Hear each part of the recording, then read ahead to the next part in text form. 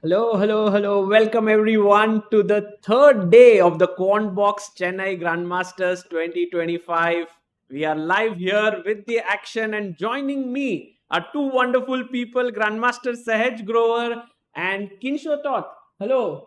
Hello, everyone, and welcome everyone also to our venue here. We also have a live audience. Yeah, that's amazing. I think today it's going to be a full house. That's what I got to know from our organizers. So it's a weekend. That is amazing. Thank you so much to everyone for joining. We have some super exciting games today, and let's not forget this is the strongest tournament from strongest classical tournament India has produced so far. So very happy to be here. Yes, exactly. And guys, all of you here, we're going to make you work a bit, ask you questions. So please be ready for some chess action. What are the pairings we have today? What are the most exciting games?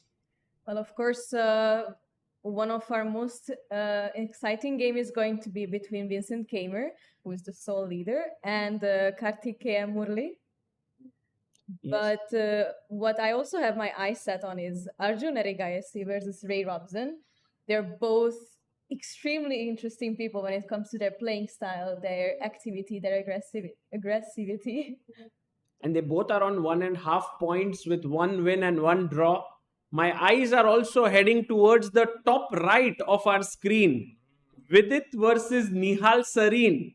Kind of battle of generations, yeah, between the two Indian stars. Absolutely, and amongst all the players who are playing today, these two have faced each other the most. Wow. And the score could not be closer.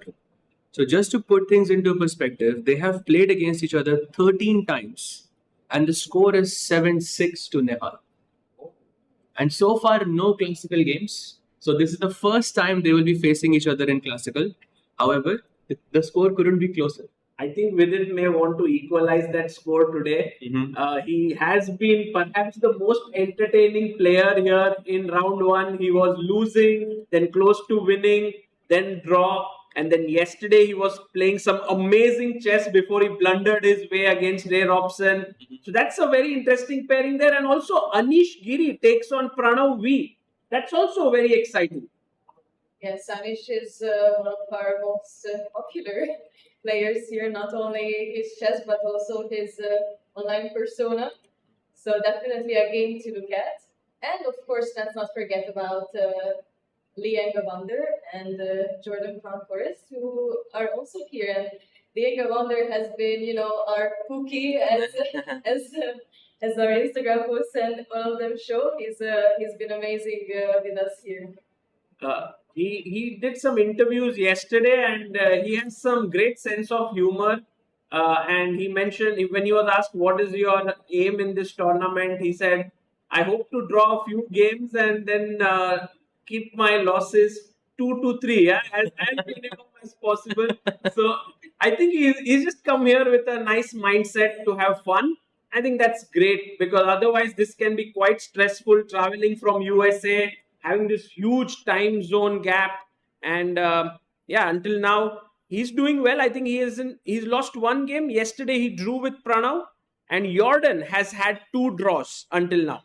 Yes, yesterday he drew against Karthikeyan, and actually, one very cool fact is that this could all just be a ploy, Sagar bhai, because the first 2 rounds he was playing black pieces. So it's harder to sort of play for a win with the black pieces in general. But today he plays white for the first time against Jordan, and we are seeing this nice side of him, and suddenly he brings out this 20 move prep and just goes for the kill over the board.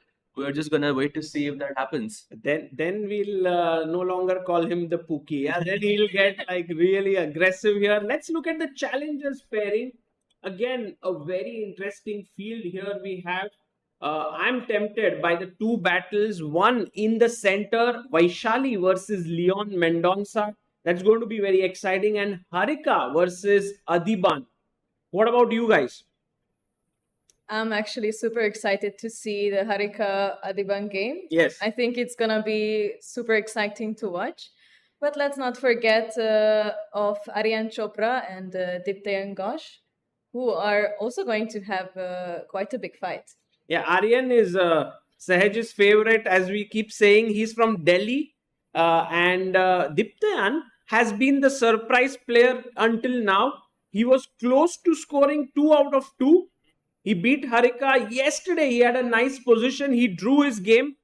Who knows? He might be one of the favorites, yeah, in this tournament. The way he has started. Absolutely, he's playing like that for sure. In fact, in the last position itself, I think he had some +1 advantage, but With because Pranesh, yes. yes, with Pranesh, and he had some time issues. I think both players had around 15 minutes left on the clock, and he couldn't find a way forward. But if he just kept on playing, I think there was a solid chance that he could have scored 2 out of 2. So yeah, he's been in spectacular form, and also let's not forget he is the winner of the Online chess qualifier. on the online of the online qualifier. So if he wins, what a story it will be. Next year he gets to play the Masters. Yes. That will be such an amazing story. True. That's fantastic. And as we get footages from the venue, we are going to have the first move very soon. These are the standings that we have. Vincent, I think the points have to be updated there. Vincent is on 2 points. Arjun on 1.5. Pranav is on half a point. He lost yesterday. Anish has 2 draws. He's on 1 point. And yeah, Vincent, will he continue his run and score 3 out of 3? I must tell our viewers that when the Chennai Grand Masters started off, there was only the Masters section in 2023 with 8 players playing. But then it has since then grown into 2 sections, Masters and Challengers. And now the Challengers section has 10 Indian players. It's such a huge opportunity for these youngsters.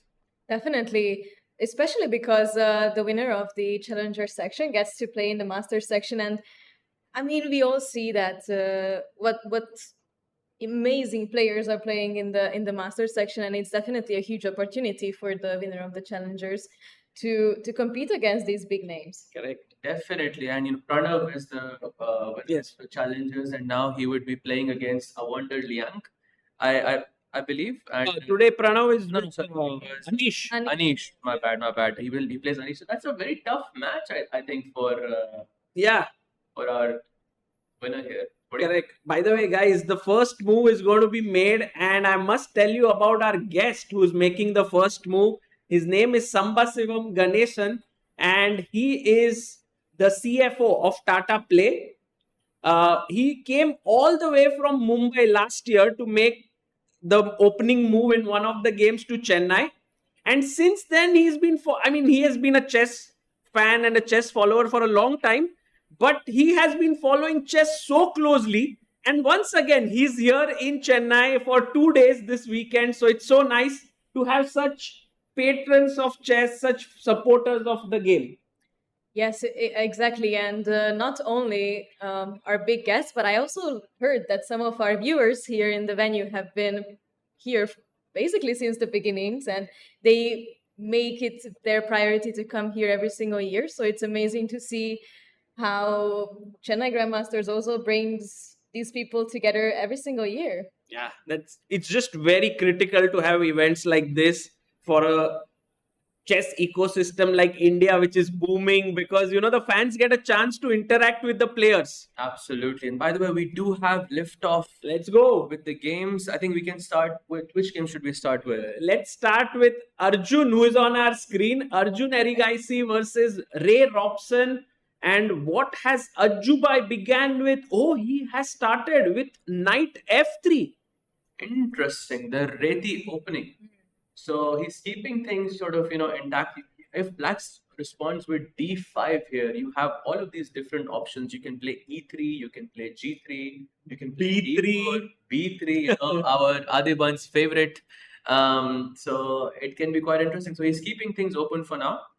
And Robson, I think, is surprised on the first move itself because he's not making a move, and Arjun is not even on the board. Okay, Arjun, I think we should calculate Arjun's sitting time at the board and walking time. I think the ratio would be like 2:1 for walking around, yeah, in the favor of walking around. He just doesn't sit.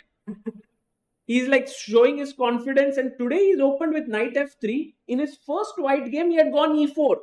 So that's the reason why perhaps Ray Robson is like, Arjun, what are your plans here? If I play c5, will you transpose it back into e4 and take me into Sicilian territory? Oh, that is. There is actually quite a big chance for that, exactly. That's probably what Robson is thinking about right now. What should I play in the next move? Because it's Arjun. Yeah, we know he's gonna come up with something messy very very early on that completely topples the position, and we know that's where he feels the most comfortable.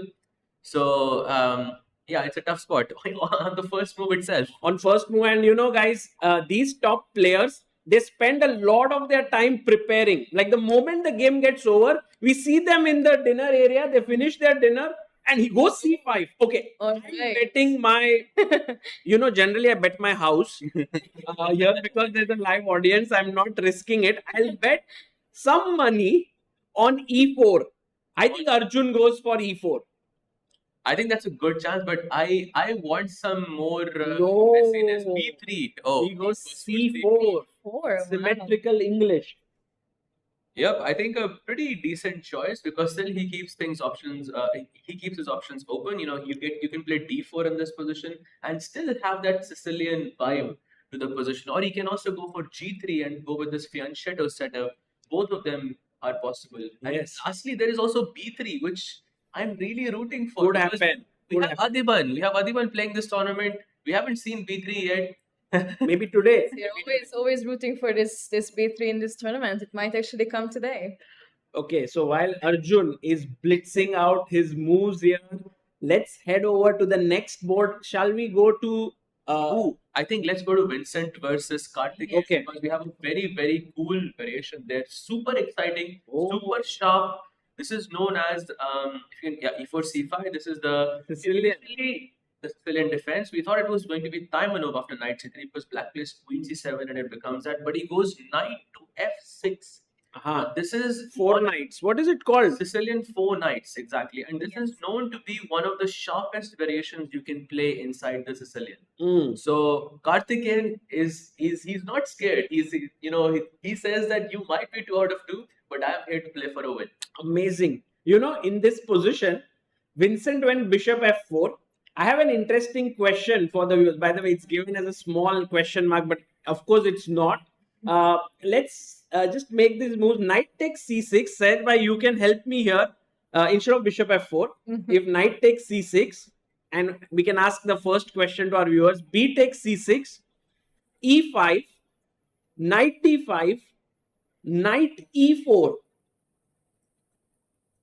And here, one of the main moves, if I'm not mistaken, is queen c7. Yes. f4. And then there is this move queen b6. Yes. Correct? c4. Oh, I know. And bishop b4 check.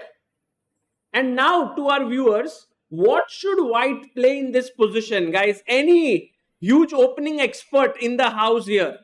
That's a wonderful question because I know many proper chess players who have fallen for this trick before because they don't know the next move for white. And if you don't know it, you will never play it. Yeah. Yeah. You might just go for the most natural move, which I think you should, so that we can have some fun. Guys, what would you do here? White to play. Anyone. Just shout out your move. We have a microphone there. You could also use it. If you raise your hand, we'll give you the mic. Now you see, now they are aware. They're being a bit more cautious. Yep. They know there is a trap somewhere. Some people are being a bit more cautious, but just think about it as if it was your game. Someone gives you a check. What do you do? Said by leading them into that trap. You're really trying to trap them, huh? Exactly. There is Go for it.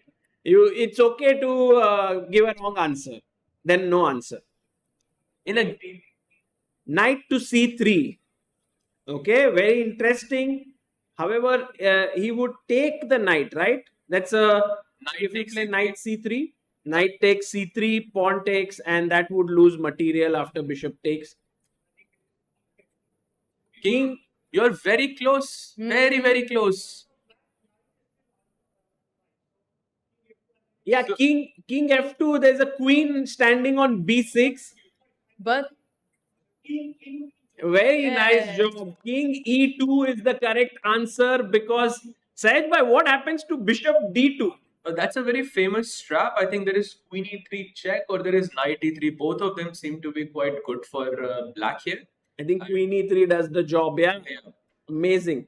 Yeah, and then you lose either you lose the pawn on f4 or you lose the knight on e4. So king e2 is actually a very popular variation with around over 1,000 games already being played, which is very unusual because in the opening you never bring the king out, let alone in the center. It's something you never see before. Yeah, Nice point there. this is Black generally plays f5 if I'm F5, not yes. mistaken, Yeah, and then en passant stuff, It is and it F5. goes on. Like maybe we can have a huge theory session here because it's such a complicated line. Yeah. And Vaishali, I believe, is a big expert at this with black pieces. But if we go back to the game, Bishop f4 is played, and this is not played very often, right? No, not at all. Actually, the most common move here is something like knight db5. You know, the standard ideas in the Sicilian. Bishop b Bishop f4 is actually not even in the top few options. So this is probably some preparations, probably some new stuff that Vincent prepared here. Peter Lecco and Vincent Keymer duo have come up with. Also, guys, don't forget, Vincent Keymer was the second of Gukesh in the World Championship match. So, generally there's a clause, yeah, like with the seconds, that you shouldn't use the preparation till the World Championship match. After it's over, you guys can use it. So now maybe Vincent is using some preparation from that match as well. It could be. That's a It's very actually good- possible. That's a very, very good point. But yes, knight db5 is supposed to be the main line in this position, and then you transpose into this variation known as the Sveshnikov or the Pelican. And this maybe has around 20,000 games or something like that. Yeah. Another move besides knight db5 is also to take the knight on c6, which we just discussed. It is still the main line, but bishop f4, at least in the database, has around 200 games. So we are already entering a territory where white is a bit more prepared than black. As you can see from the clock, also this is the situation. Maybe Karthikeyan, I mean, of course, Karthikeyan knows this variation exists, but whether he looked at it the night before or the day before is the big question. I don't think so. I think he has not prepared so deeply, which is why he's thinking right now. You could also see him just looking sideways, trying to recollect all the things he has looked at. Chess players generally have things prepared, but as Sahaj rightly pointed out, if you haven't looked at it yesterday or today before the game, you kind of forget it because there's so much theory out there. So right now, I guess Bishop b4 seems the most natural to me to pin the knight, attack the e4 pawn. Perhaps it's not a bad move. Not at all, and it seems pretty natural to me as well. And honestly, it's likely to happen. It's actually, I believe, the most common move here. Yes, most common bishop move. b4. Wow. Okay. And then you play knight b5 or something, and then it What? goes into some really crazy variation. You can Oh. also go short castle here. You can go knight takes e4. It's knight e4 possible. Think about Knight it. e4 is Knight possible, takes yes. pawn, knight c7 check, right? You go and get the rook, king f8, knight takes a8, knight takes c3, No, actually, queen f6 is very strong here for black. queen f6. You sacrifice a full rook, and still black has a score of around 75 wins in this Oh, position. way, what a move. Yeah, which is insane. So maybe this is, but of course, Vincent is not going to go into this. Clearly, he is very well prepared for this exact opening. So yeah, Karthikeyan in deep thought, and while he thinks, I would also like to go to the game between Vidit versus Let's go. Nihal, Yes. because something very interesting happened here. What is that knight doing on c6? Oh, No, okay. Nihal is coming up with these crazy ideas. Yesterday also we saw him blitzing out some 15-20 moves and he got into a winning position against Anish. Unfortunately could not convert it, but he had a very, very good chance. And today, with that knight on c6, I'm a bit worried here because it feels like he's still very much in prep and with it in deep thought. Can we just go through the first move? Yeah, Like, how did we reach here? It seems like a Chigorin variation, but even a Chigorin variation gone wrong. Yeah. It's so weird. Okay, knight c6. This is when knight c6 comes, and it looks super unnatural, right? Like usually we would play something along the lines of c6. Yes. The C pawn is like, I want to move ahead. Why did the knight come and sit on that square? Just to put things into perspective, after the move knight to c3, there are around 76,000 games in this position played. Okay. Knight c6 has around. Would anybody want to take a guess? 10 games. Okay, bit more than that. Bit more than that. It has 154 games No being played way, out of that's so 76,000. So Nihal definitely has some opening surprises up his sleeve. Yeah. Actually, I feel Nihal is just here to play some weird openings to take his opponents out of theory and play fast. So all these things which I think have plagued Nihal in the past, like time pressure, lack of opening theory and all of that, he's like, I'm going to come out there and bust all of these things. Yeah, I need to get up, like I need to improve as a player and I need to fix these issues. Absolutely. I think he's doing a wonderful job of that. And I would also like to point out one more thing. This idea of knight c6 is very common in Catalan structures. So Catalan structures are the ones where white plays g3 and bishop to g2. So whenever the bishop goes out to g2, then you take that pawn on c4. The d pawn takes on c4. And that knight on c6 does a wonderful job of defending that pawn on c4 via knight a5. So this could be his long-term plan. That if Vidit still goes for this Catalan-like structures, he's gonna take that pawn on That's c4. not and happening. He's gonna have the he's gonna have the last laugh. But I don't think Vidit is going for it. Yeah. I know how much Vidit likes these fianchetto structures. So I think this could be some psychology. His second, who was here with us yesterday, I think Vishnu. Yes, Vishnu. By the way, guys, Vishnu Prasanna is Nihal's trainer here. Think about it, this entire dynamic. Yeah, Vishnu was the trainer of Gukesh for many, many years, brought him right up there to the top after Gaevsky took over after that. And now Vishnu started an academy in Hetson and so on. And then suddenly Nihal is here and Vishnu is like, okay, Nihal, let's go and we need to reach the top. So he's here with him.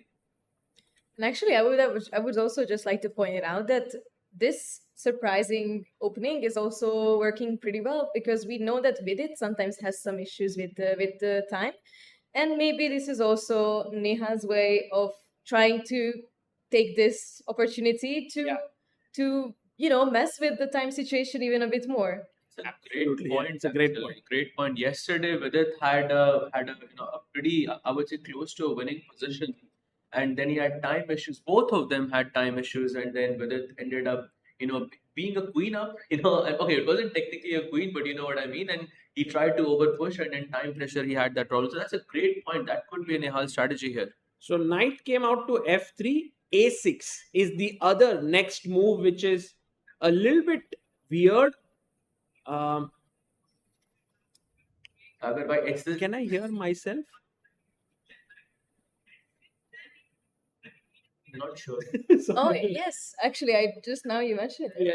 Yeah. It's like me hearing myself. It's somewhere it's playing on. But a6 has been played here, and the idea here is maybe to take the pawn on c4, as Sahaj bhai mentioned, and then push the pawn to b5 to just protect the extra pawn. So basically, if Vidit goes for g3, we will transpose into mainstream territory. This is a very, very typical variation inside the Catalan. The difference is that black didn't play knight f6. So usually in Catalan structures, I'm sure our organizer here, he has done a course, a wonderful course on the Catalan. Yes, he has. Guys, Grandmaster Srinath Narayanan in the house. We will not ask any questions to him. We'll definitely answer them. So yes, he has. I mean, of course, he knows this better than most players out there. That in Catalan structures, black's knight is usually on f6, and you can see that black didn't play that, and black can use that as a tempo. So instead of knight f6, knight c6 was played, and now you can play that d takes c4, b5. So Nihal is just waiting for Vidit to play g3 in this position, and then he's gonna have the last laugh. Very cool, Saj. And look at Vidit. Yeah, he's looking like a guy who is super calm, composed. He just took a bottle of water, sipped it, and he's sitting relaxed. It's not like that posture where he's worried. He's thinking, what is the best way I can take advantage of this setup that Nihal has done. Absolutely. Absolutely. I think Vidit is gonna have a deep thought here. In fact, I think any human would have a deep thought here because I have never seen a position like this before. It's a tough situation because you have to also decide where that bishop on f1 is going to go. Meanwhile, while he thinks, maybe we can switch our attention to the next game. How about Vincent versus? Okay, Vincent already we looked at. Maybe we can So, check some other game. How about Anish versus Pranav? yes, let's go. Anish versus Pranav. This is going to be fun. Oh, Oh, it is already fun actually. wow. Let's actually look at how we got into this situation. Wait, did anyone notice that there was a knight on f1? Yeah. I didn't in the beginning. Oh, I completely missed that there was a knight on f1. We can go into the middle. Yeah. d4, knight f6, c4, e6, knight f3, the queen. So Pogo Indian defense. White goes knight b2, very, very typical. Short castle, white plays a3 to kick the bishop away. Bishop goes back to e7, and now we take the center with e4. Black usually plays d6 or d5 in this position. D6 is, I think, more hyper modern, and d5 used to be the old variation where you have this all of these crazy Greek gift sacrifices on h7. So black plays d6 in this position, and he goes bishop to e2, I believe.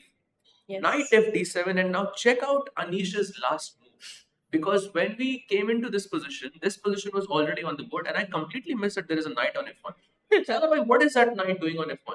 I don't know. Maybe Anish wanted to move his king from f1 to g1, and then he played. No, okay. He had his mind like knight d2, knight f1, knight g3. This is a very typical maneuver in the Rui Lopez. But now he's doing it in Bogo Indian. I think Pranav made a move here. Yes, we D5. have d5 actually. So we made d6 and then d5. It Yeah. kind of feels like a waste of time that we played d6 at first. Correct. And it also feels like black's position is just really slowly like improving, but it's so much behind white's development already. Yeah, lack of space. The pieces are inside on the queen side. But now knight g3 is what Anish did. Yes. And this is the live board position. Anish looking confident. And oh my god, Pranav takes Oh, on wow. c4.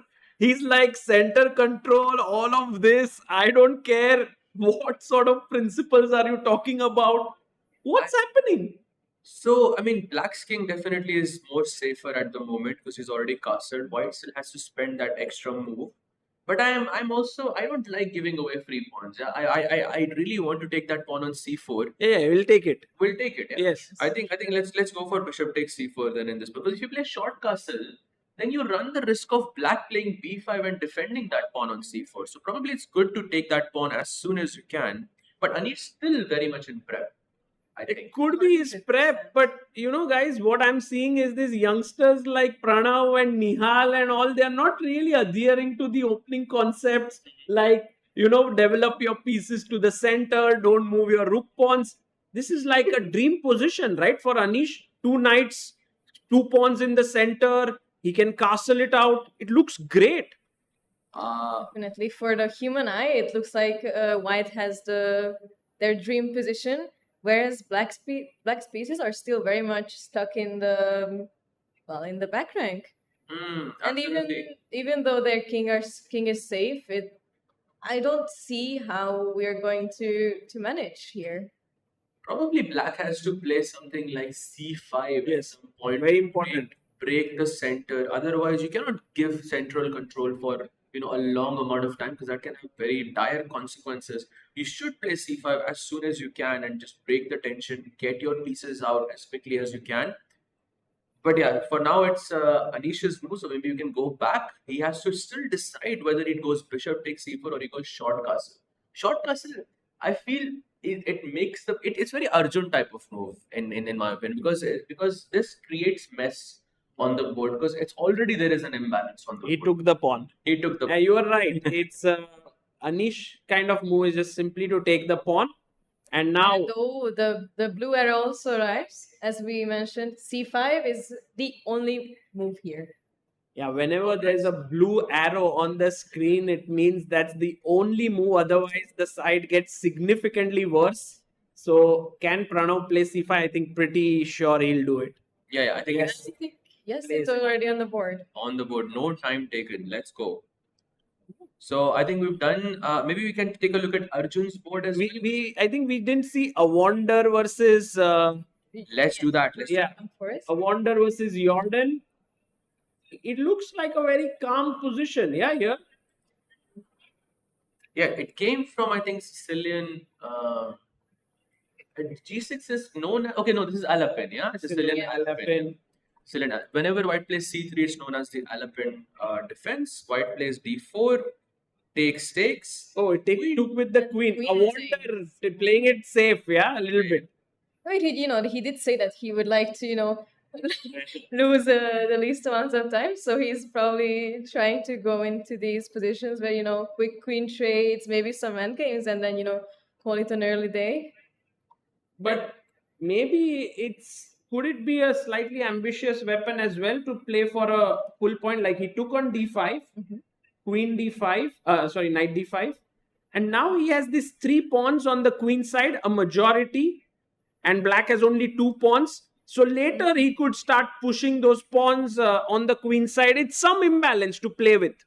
Absolutely, absolutely. Because you see, white has the queen side, black has the king side.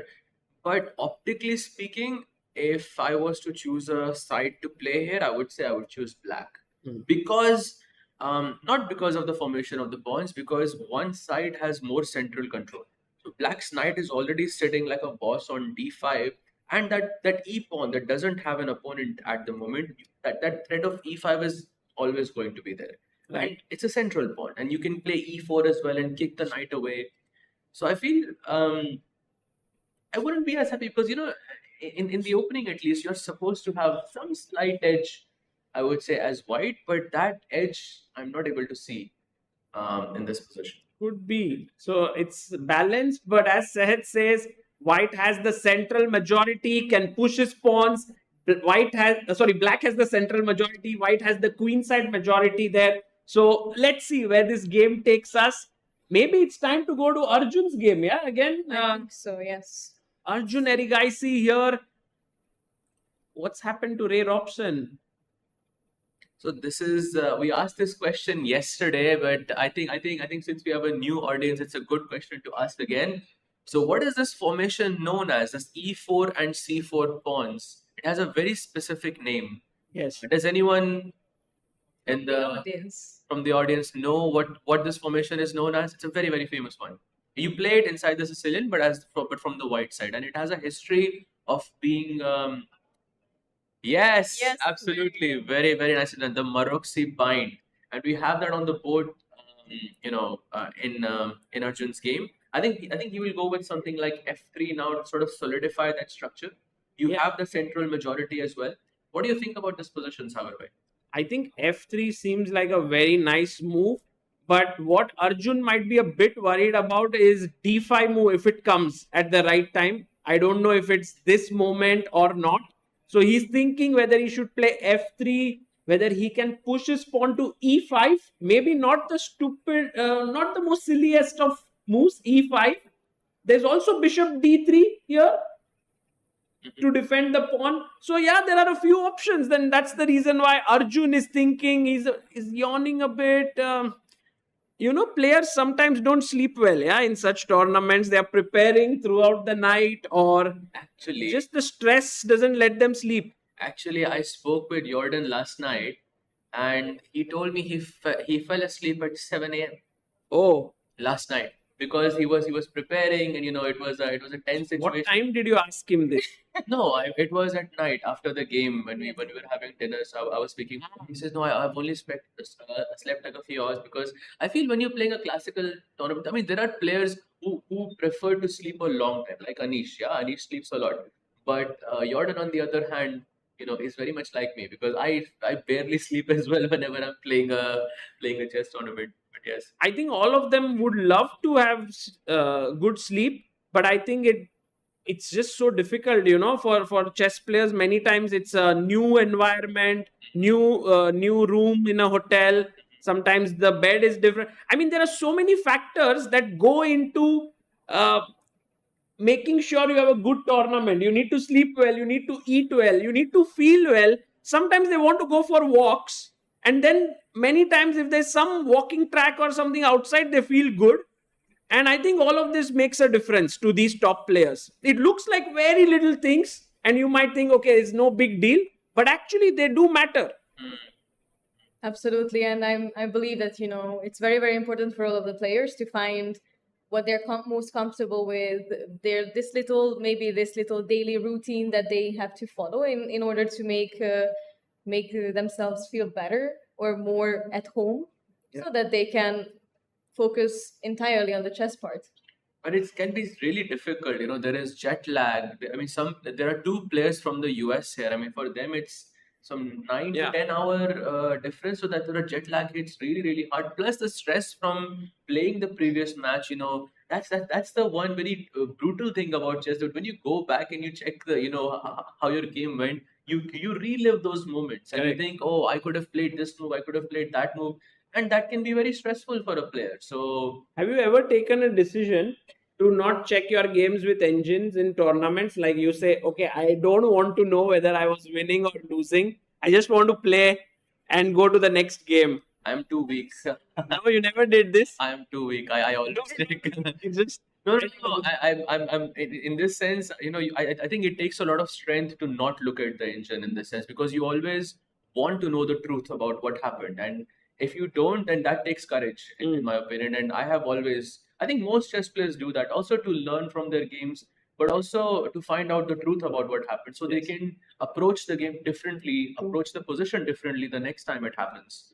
Did you do that ever? I feel like for me, it's very, very much depends on the game. So if I feel like, I genuinely had a chance to win this game, I will look at it. But if I am aware 100% that I was lost the whole time, I would rather just, call it a day, call it maybe even a tournament and get back to it a bit later. But okay, maybe that's also the reason why I'm, not on you guys' level. So she has a very strong will, I have to say, because I'm unable to do this. There is one being player, lazy, but there's one player who did it, in his career.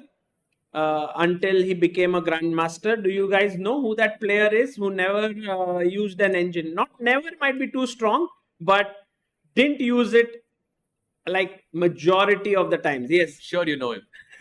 yes, Gukesh, and that technique that he used helped him to eventually go on to become the world champion. And I think it's not a bad idea, because although you may not know the objective truth of the position, it might make you a stronger chess player. Who knows? It's playing the long game, I think, at the Yes. end of the day. Because if you have people around you who can sort of check it for you and then tell you, okay, there was something here, and you keep your mind completely free from that, I think that's a very good call. Then you could become a strong player, right? Like, Yes. guys, what's the engine saying? I don't want to. Sagar, wait, did you ever do this? No, I think in general, at the time when I was playing, I was not aware of this method because Gukesh was too young. Maybe if I was born like in recent years and I was playing like as a youngster, I would do it, because I have an example of someone who did it and it worked for them. So maybe it's a good idea, but I never could do it. Ray Robson, by the way, has brought his knight out to c6.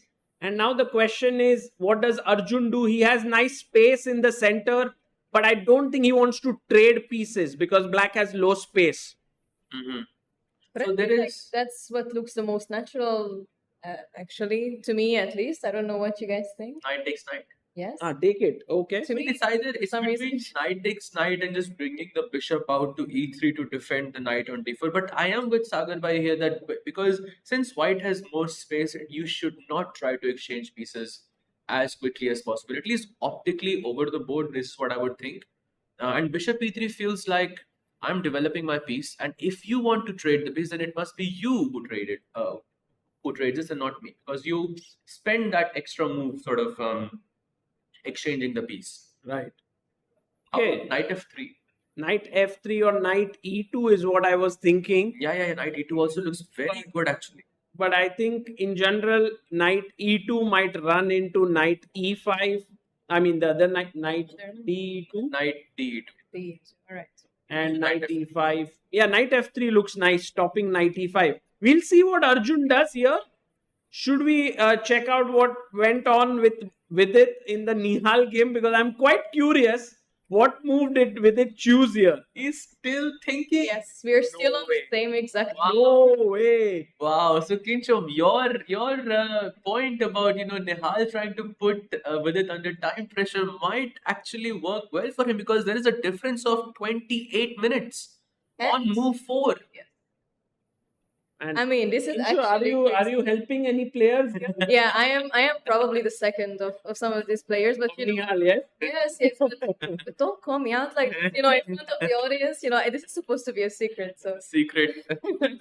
Yeah, this is a really smart strategy by Nihal. And Vidit plays c5. Wow. This, I mean, Alright. to me, it's a huge surprise. The engine quotes it as a small question mark there in yellow, not in red. So it's not a very big error. I think that's a mistake on the. I don't think it's a mistake because the bar didn't drop. Okay. So I think it must be some bug on the thing. And optically speaking, I think c5 makes a lot of sense. Why does it make a lot of sense? See, first of all, you're not allowing pawn takes pawn, right? That's why black played a6 to take the pawn on c4 and play b5 to defend that pawn. So, for example, black played a6 in the fourth move, I believe it was, and so now there is no pawn takes pawn possible. And when white plays c5, white is gaining space. And if you look at the dark bishop of black, the one on f8, if we can please highlight the dark bishop, that bishop doesn't have a lot of squares to come out. It doesn't have the b4 square, it doesn't have the d6 square. So it creates that sort of pressure in black's position. And not to mention, finally, that you don't have this e5 or c5 break in this position, not immediately at least. In d4, in sort of queen's gambit positions, there's a saying that you are looking for either a c5 break, c7 c5 break, or a e6 e5 break. Yeah. And that's not possible. Either of those are not possible in this position. So one must say that this is an inspired choice by Vidit, because he could have just played something simpler, c takes d5, or just bishop f4 or something like this. But like to play c5, it's like he really he applied himself in the position and said, let me find a little bit of a offbeat solution here. Absolutely. And if we can compare this position, there is a very famous, I would say, a hyper modern opening known as the Janovsky defense. And the one main difference between Janovsky and this position is that black's knight is on c6 instead of f6. So if we can have that on just with the arrows, the knight c6 is on b8 and the b8. And the other knight is actually developed on f6. And this is an identical position known as the Janovsky. And here, c5 is actually a beautiful move for white. It's actually the most challenging move for black. I know it because I play the same opening with the black pieces, and this has been one of my biggest problems. Oh. And now that I think about it, having the knight on c6 only hurts black's chances, and this could be the reason why Vidit has gone for c5 in this position. I want to challenge it instantly, Sahaj, with b6. Why not? You can, and in fact, you can do the same thing if the black knight is on f6 as well. In fact, that is the main move. You take on b6, you sort of play, and then you take it. Take. So. Let's just look at take, and then bishop f4, right? And then you have this exchange Slav, a better version of it, right? As white. But the thing is that you're playing against Vidit. Yes. Playing Vidit in these positions is no. I mean, you are going That's to just too bad. Yeah, he is so good at such symmetrical positional structures that maybe Nihal shouldn't go b6. Also, it's very anti-Nihal, like if we think about it, and Vidit will feel very, very comfortable. So I would say a very smart choice. Although I would have liked it if he played it a bit faster, because we don't want Vidit to have that exact time pressure issues that he had yesterday. Correct. So yeah, after c5, Nihal is thinking, I think rightfully so. Yeah, it's important for him to decide now where his pieces go, because if you give time to Vidit, he'll play bishop f4, he'll put his pawn on e3, he'll play bishop d3, and he'll castle it out. And I think this is a great position for Vidit. Definitely extremely comfortable. All the pieces looking at the king's side, and we actually have bishop e7 on the board. So b6 didn't happen. No, he They didn't. didn't challenge the c5 pawn. I want bishop f4 now.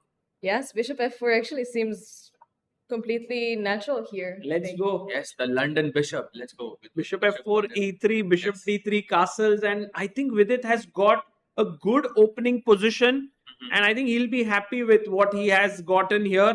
But we'll keep an eye on this one.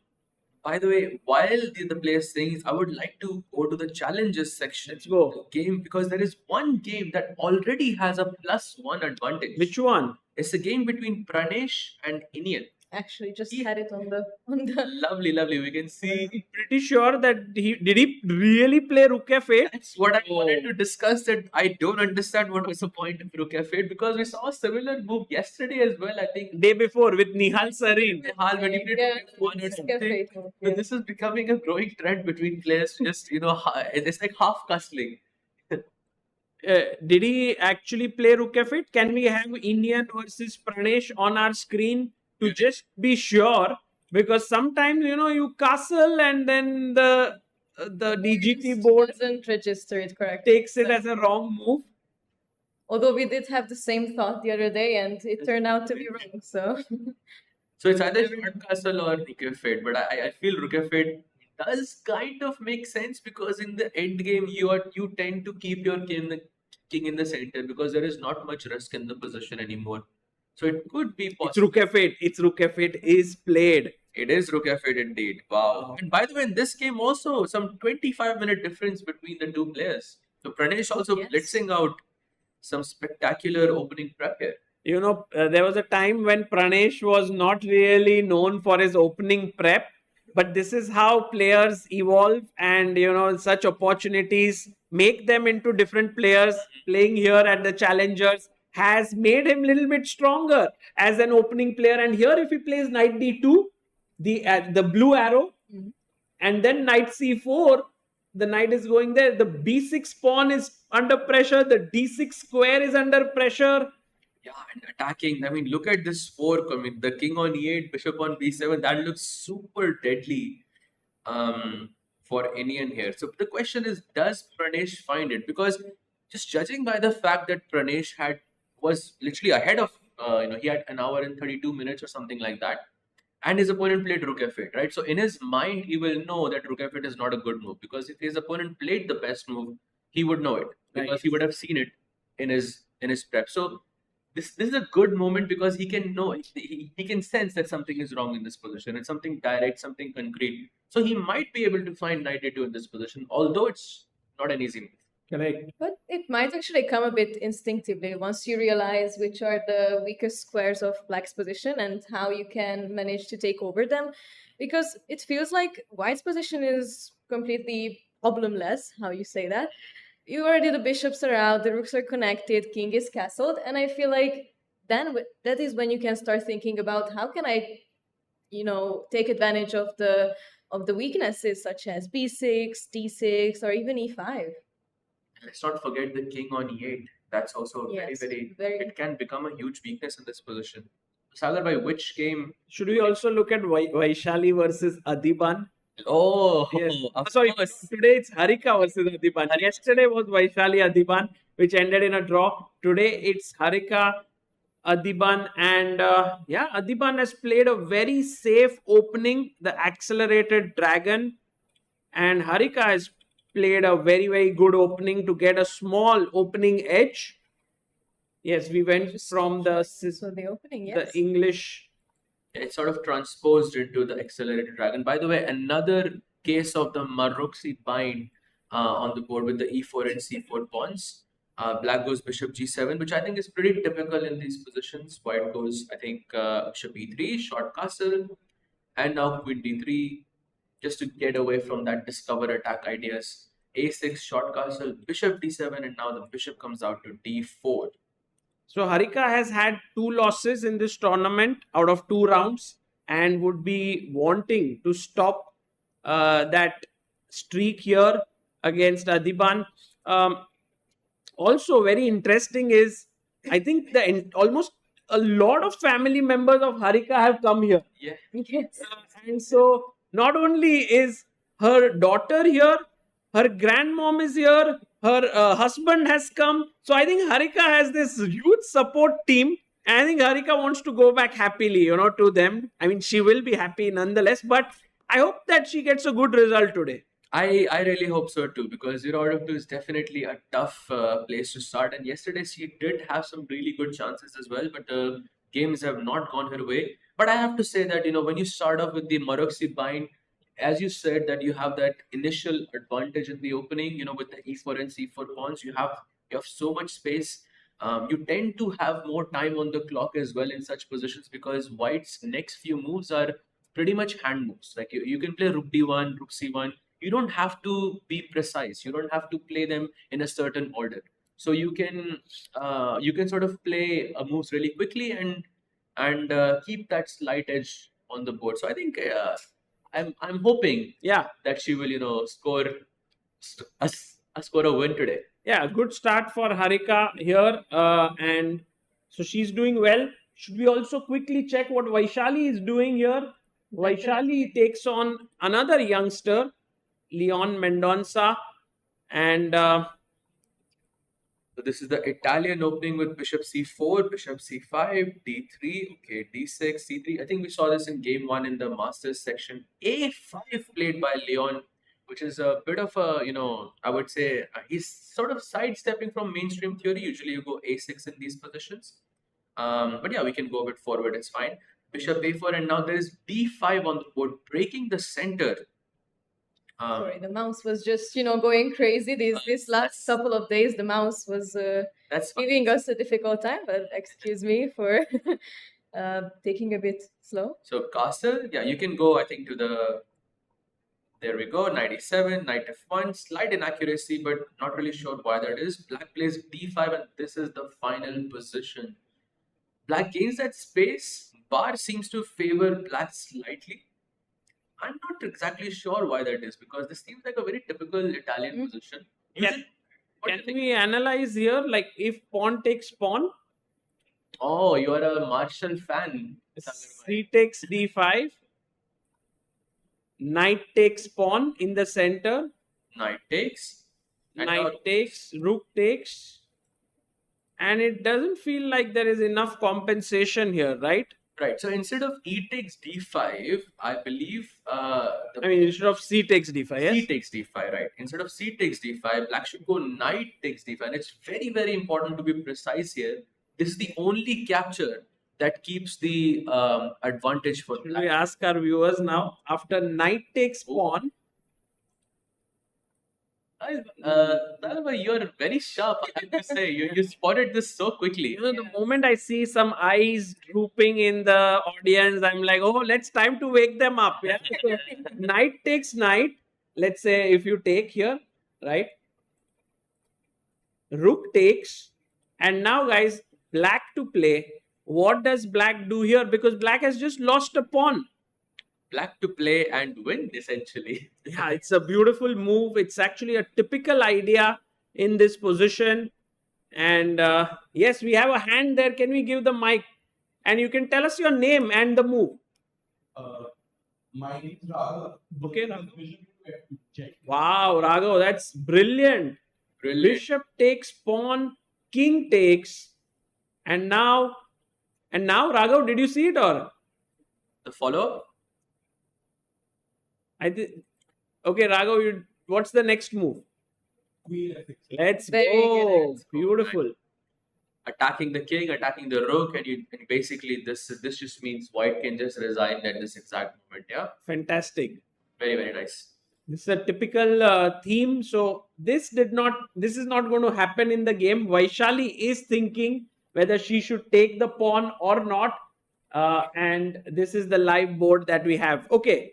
I think we saw 3 games of the challengers, and perhaps there is couple more. Should we have a look very quickly between? I think Yeah, we there should is definitely. Abhimanyu versus Harshvardhan. We haven't looked at yet. The top seed of this tournament, Abhimanyu Puranik. He is from Pune.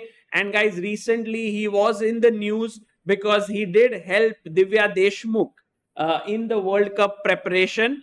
And here he is being helped by I am Kushagar Krishnatar, who is here, who actually helped Humpy in the World Cup. So it's funny how Abhimanyu helped Divya, Kushagar helped Humpy, and now both of them came together. Now Kushagar is helping Abhimanyu.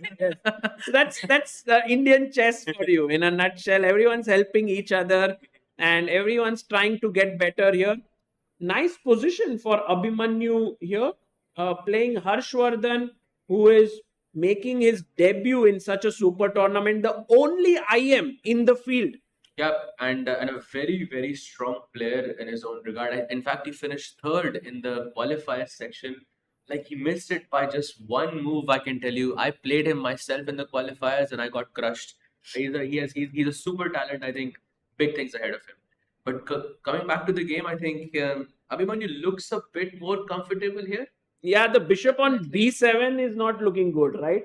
No, not really. I mean, it's completely blocked by the d5 pawn, and it's not so easy also to think of future plans because the position seems so close for black. Yeah, absolutely. So, guys, here we can see that Abhimanyu slightly better, and the final game in the challengers is the game between Aryan Chopra and Diptayan Ghosh, and this one is looking kind of slightly better for Aryan. Long castle. Yes, and also just let's take a look at the time Oh, as well. time. It's very, very important. Wow. Oh yes, the time. I mean, this looks very, very scary for them there. Without looking at the time, the position he's looks blundered. Oh, wow. Big mistake, guys. It's a huge mistake. He plays Queen E7, and What? Isn't that just a free pawn? but how? Like, I mean, you can take. I believe it's a sacrifice, right? But takes, knight takes. Isn't that just a free pawn? I mean, he would take it with the Still Yeah, knight takes. takes. Rook d5. rook d5, and Oh, maybe he saw g5, but there's rook b5 there. I think he might have missed that. Rook b5, because you take my bishop, I take your bishop, and then I'm just pawn up. wow. I was thinking bishop takes g5 Me too, Oh, actually. does that work? instead of rook b5. Yeah, let's take a look at it as well. So rook b. Oh, sorry, bishop b5. Your moral gambit is. Oh, sorry. You know, it's difficult. By the way. Oh, this also works. Insane. So this This is is actually winning for white. yeah, Wow. this also is very strong. So I believe that Diptan's idea. Oh, that's the point. It's a forced mate, yeah, almost. Yes. Knight h7, this bishop d3 or something like But that. knight cannot move, Sahaj bhai. No, I mean if you give queen h3, Okay. then it's knight h7, then bishop d3 or something like that. And it looks completely crushed. So Diptan is one of the tournament leaders, and Aryan did not have the best, I would say, the first two games. This could balance things out because already it's nearly a winning advantage for Aryan in this position. You know what? So What I of course, feel. then- What I feel is that after pawn takes, like this entire line with rook takes d5, I think Diptan just thought that okay, I reach here, I play rook c8, and then I have some compensation. I'll play rook d8, but the engine is like, guys, it's just over. What queen f? No, what? Oh, there's It's just bishop so- c4 apparently. and everything just gets blocked. I wouldn't even be opposed to playing bishop takes f6 in this position.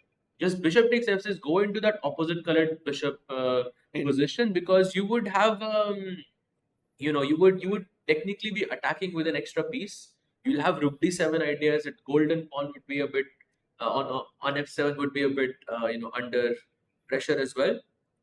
Yeah, and also look at the time. Like being in a winning position and being half an hour up is a very bad combo, I would say, for the opponent. Okay, so guys, we have looked at all the games in the challengers. We have Aryan Chopra better against Diptayan. We have also Pranesh having a serious advantage against Indian.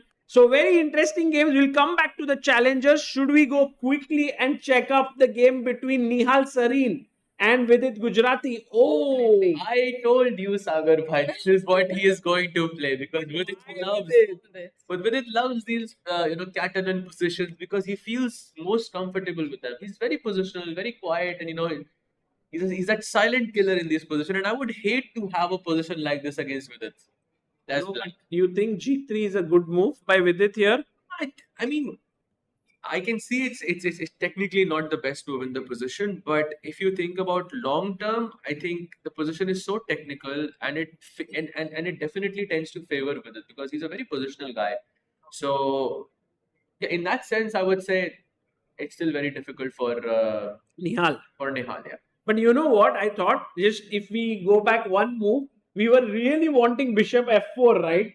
And Yeah. now I'm wondering if Vidit was a bit afraid of the fact that Nihal would go G5 there. That's why he played Bishop E7, G5, H5 or G5, G4. Maybe that's the reason why Vidit said, let me not touch that Bishop. Let's go G3. Very, very razor sharp focus here by Sagar Bhai. I think that could be the It reason. could be, yeah? Yeah, I think you're 100% right. And because also, even if whether G5 is correct or not is irrelevant, a move like G5 would make Vidit uncomfortable on the board. And I think that's why he went for something like G3. Great point there. By the way, look at the small thing that we have on our screen here, guys.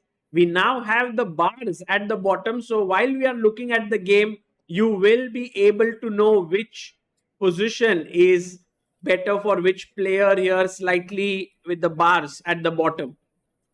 Okay, Wonderful. so G3 played here, and we will now move on to Anish Giri against Pranav. Pranav, yes. Pranav, yes. And Anish versus Pranav. We saw that Anish had a small edge, but Pranav pushed his pawn to C5 to break the center. Anish took. Cook it. Yeah. Knight takes C5 and now he plays Queen C2, denying the Queen trade. Of course, rightfully so, because firstly, you have more space. And secondly, Black's King, even though it is developed, it is technically a bit more in danger because you have this H7 pawn which can in future become a target. For example, let's say if Black gives us a few moves, I would want to play something like E5, H4, and then Knight J5. Because now my queen and my knight, which is the deadliest combination in chess, are connecting towards this H7 pawn. And on top of that, if you try to take it with bishop takes G5, I will not be capturing back with my bishop. I will be capturing back with my pawn. Because that opens up this H line for me. And once again, the queen and the rook will connect towards the H7 pawn. So I would say a nice move by Anish here. Yeah, let's have Anish and Pranav on our screen here. Yes, there we have it. And right now, I think Pranav is thinking he has a problem piece in the position, guys. What is Pranav's problem piece here, according to you? Which piece is not really working well? It's a great question, actually. Positional question, but actually very nice. Yeah, there is one problem. Otherwise, Pranav would have been equal. That's the reason why it's slightly worse. Any guesses here? I would say it's the bishop. Yes. Wow, Sahaj, you are so strong. I wasn't sure, but I wasn't sure because I think it could be the knight as well. But I think the knight Bishop on C5, C8, right? Bishop C8 definitely. But I thought the knight on C5 also because you have B4 always. But yeah, Bishop C8 definitely is the biggest problem. If I could just pick up that bishop and put it on G6, Black's position is so much better. Right. So for now, we have Anish with a small edge because of that bishop not easily developing. He might go B6, but that will take some time. And Sahaj has shown this attacking idea with H4, Knight G5. Which next game should we look at? Before we take a short break, let's quickly take a look at our sole leader, Oh, Vincent yes. Keymer's game against Karthikeyan Murali. Look at this move H4. Well, I guess they heard you, yeah, Sahaj. Today you've been rooting for H4 in many games. I'm always rooting for H4 because I want some fire on the board. This is it's very, very exciting to see. But yes, it's a very nice kingside attack coming in because Karthikeyan, even though has not castled yet, he cannot castle on the queen side because the queen side structure is completely damaged. And he's already preparing for when he castles on the king side. So wonderful move by Vincent Keymer. Yeah, I think Vincent today has come very well prepared, and this H4 could well be his prep. Although the time doesn't suggest so, but still it looks great. He has 7 minutes extra on the clock. I think White is doing very well. Absolutely. And I actually asked Vincent yesterday in a short interview if he feels more pressured or more confident now that he was on 2 out of 10. He actually said that he feels more like chilled, more confident about it. And it definitely shows in this position as well. He's definitely going for it. And he's showing us also as well that I came to win this tournament. Yeah, sometimes, guys, +2 can be a winning score in such tournaments. So if Vincent, draws all his games from now, this could very well be a winning score. Like you are 5.5 out of 9. Although in this tournament, I do get a feeling that it will be a slightly higher scoring tournament. So maybe 6 or 6.5 might be needed to win it. But what a start for Vincent Keymer to score 2 points out of 2 in such a field is really, really a tough feat. Absolutely. Yeah, so we have seen almost all the games, and maybe it's time for us to take a short break. Yes? Yes, and we will be back shortly with more action and, well, more focus on the games.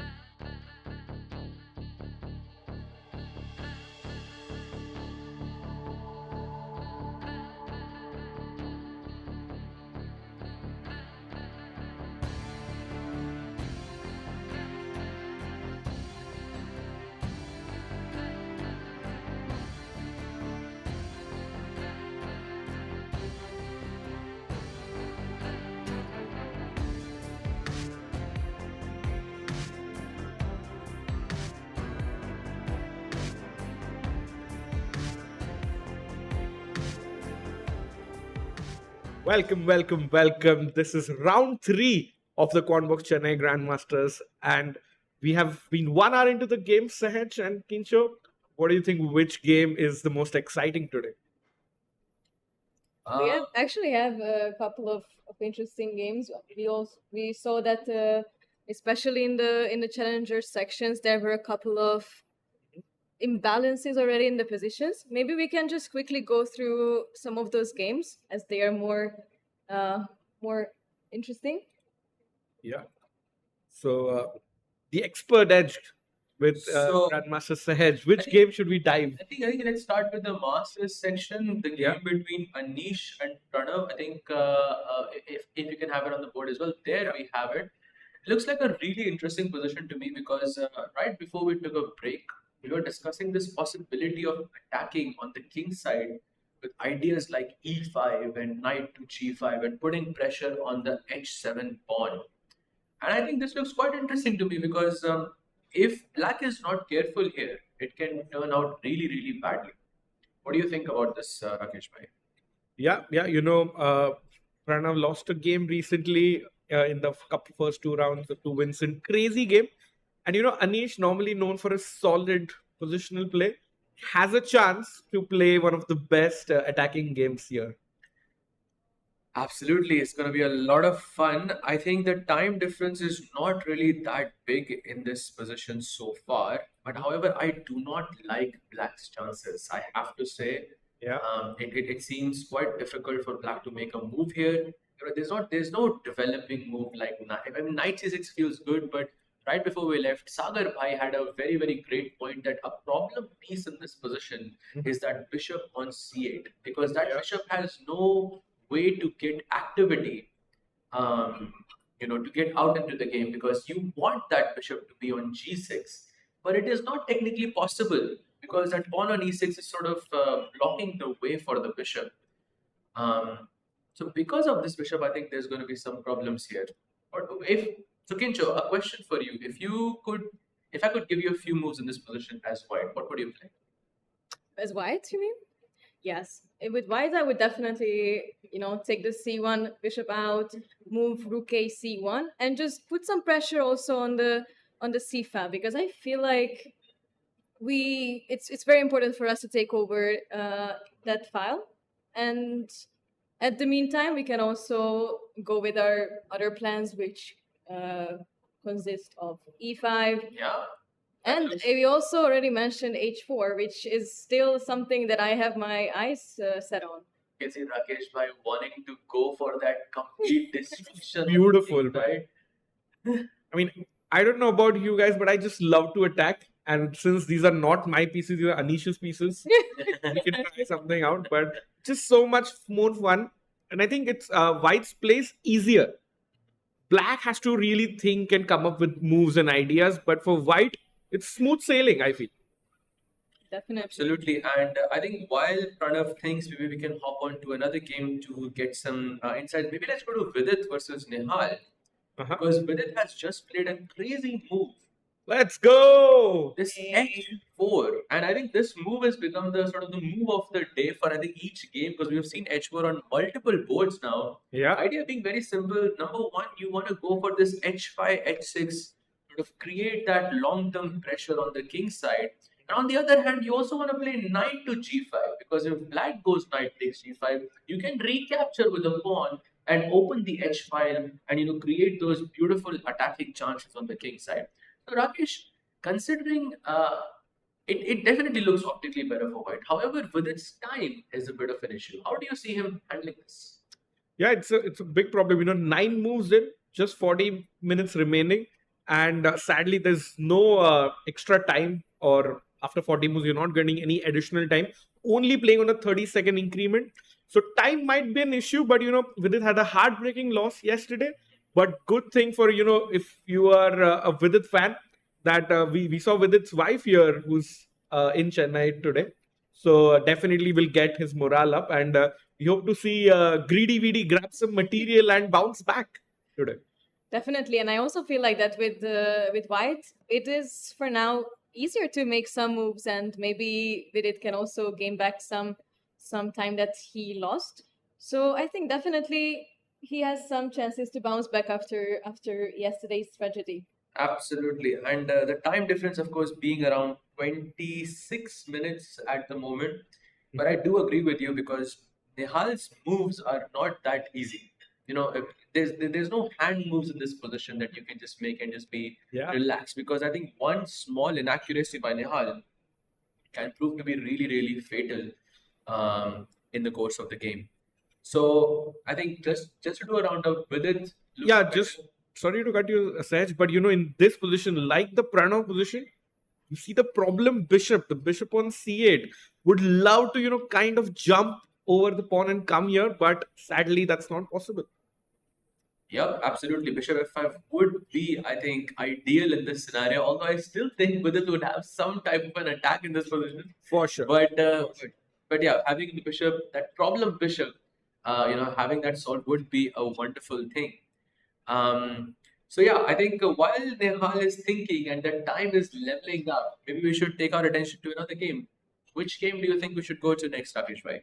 I think I'll have to check in with the leader, Vincent Keymer. And Kincho, you did an interview with Vincent yesterday. How confident was he after being like on 100% with 2 out of 2? I actually did ask him this question, and he said that he feels more calm and more confident, not really feeling pressured, and this definitely shows in this game. He's going all for it, and we can already see that he has this slight, or actually not that slight, advantage over Karthikeyan. We have Queen G3 on the board. Very, very ambitious and very aggressive play as well. Exactly. Stopping black from castling, because if you castle now, there is going to be this bishop takes h6 and the pawn on g7 just simply falls. So that's not going to be possible in this position. In fact, in this position already, one move ago, Vincent already has a +1 advantage, which is huge. If you consider King f8, black loses the castling rights. King f8 is... Wow. Wait. This is black admitting that my position is worse. And if the producers can add a disclaimer that don't try this at home, because King and f8 completely, something we don't recommend to amateur players. But it's true, Sahaj. It's just agreeing that white, you are better, and black is in for a long drawn defense in this game. Definitely. Yep. And one question also arises: what are we gonna do about the h8 rook? Because you see, castling is about two things. It's putting the king in a safer place, but also moving the rook closer to the game, closer to the center, and connecting the rooks. We know how important it is, and right now we don't really see any future for the rook. No future, and Sahaj, the rook on h8 would love to think of this as a freestyle game so it can jump over. But yeah, it's completely out of the game. And by the way, some interesting info for the local fans and everyone here watching is, we asked Vincent yesterday what's his favorite Indian dish or Indian food, and he said it was chicken madras. So, and we're from Chennai, so he definitely likes some Indian food. Now we know why he's 2 out of 2 in this tournament. Exactly. In fact, it's, also, I just wanted to ask chat and anyone here, can you predict how many times Vincent has been to Chennai? So it's like, do you think it's his first visit? He's come twice or thrice? And even question to you guys, actually. I'm going to say he has come here twice, because for the Olympiad and then for this tournament. Okay. Kincho? I mean, I can't guess 2 anymore. I mean, you can. Just since he's asking, just make the number bigger. Okay, you know what? I'm gonna go with 4. Why not? 4. Any guess in the audience for Vincent's visits to Chennai or India? 5. We see 5, and I think Sir Yes has said 3. And chat, that's the correct answer. Vincent has been to India and been to Chennai thrice. In fact, he also played once in Kolkata. But specifically to Chennai here, first time for the Olympiad. This is a third time, and in between, remember, he's the second of world champion Gukesh. They had a camp during the last Chennai Masters in the Leela Hotel. So Vincent definitely knows his sightseeing around Chennai, knows the best places here, and he's having a great time, 2 out of 2. And Sahaj, I wouldn't be surprised if he goes 3-on-3 today. Definitely, he has the confidence. He has the sharp moves, Mhm. and he's for sure going all for it. And he's trying to show us early in the tournament that he's not fooling around, and he came to leave with the victory. Yeah, and Sahaj, we've also, like, I was in the hall in the first 15 minutes.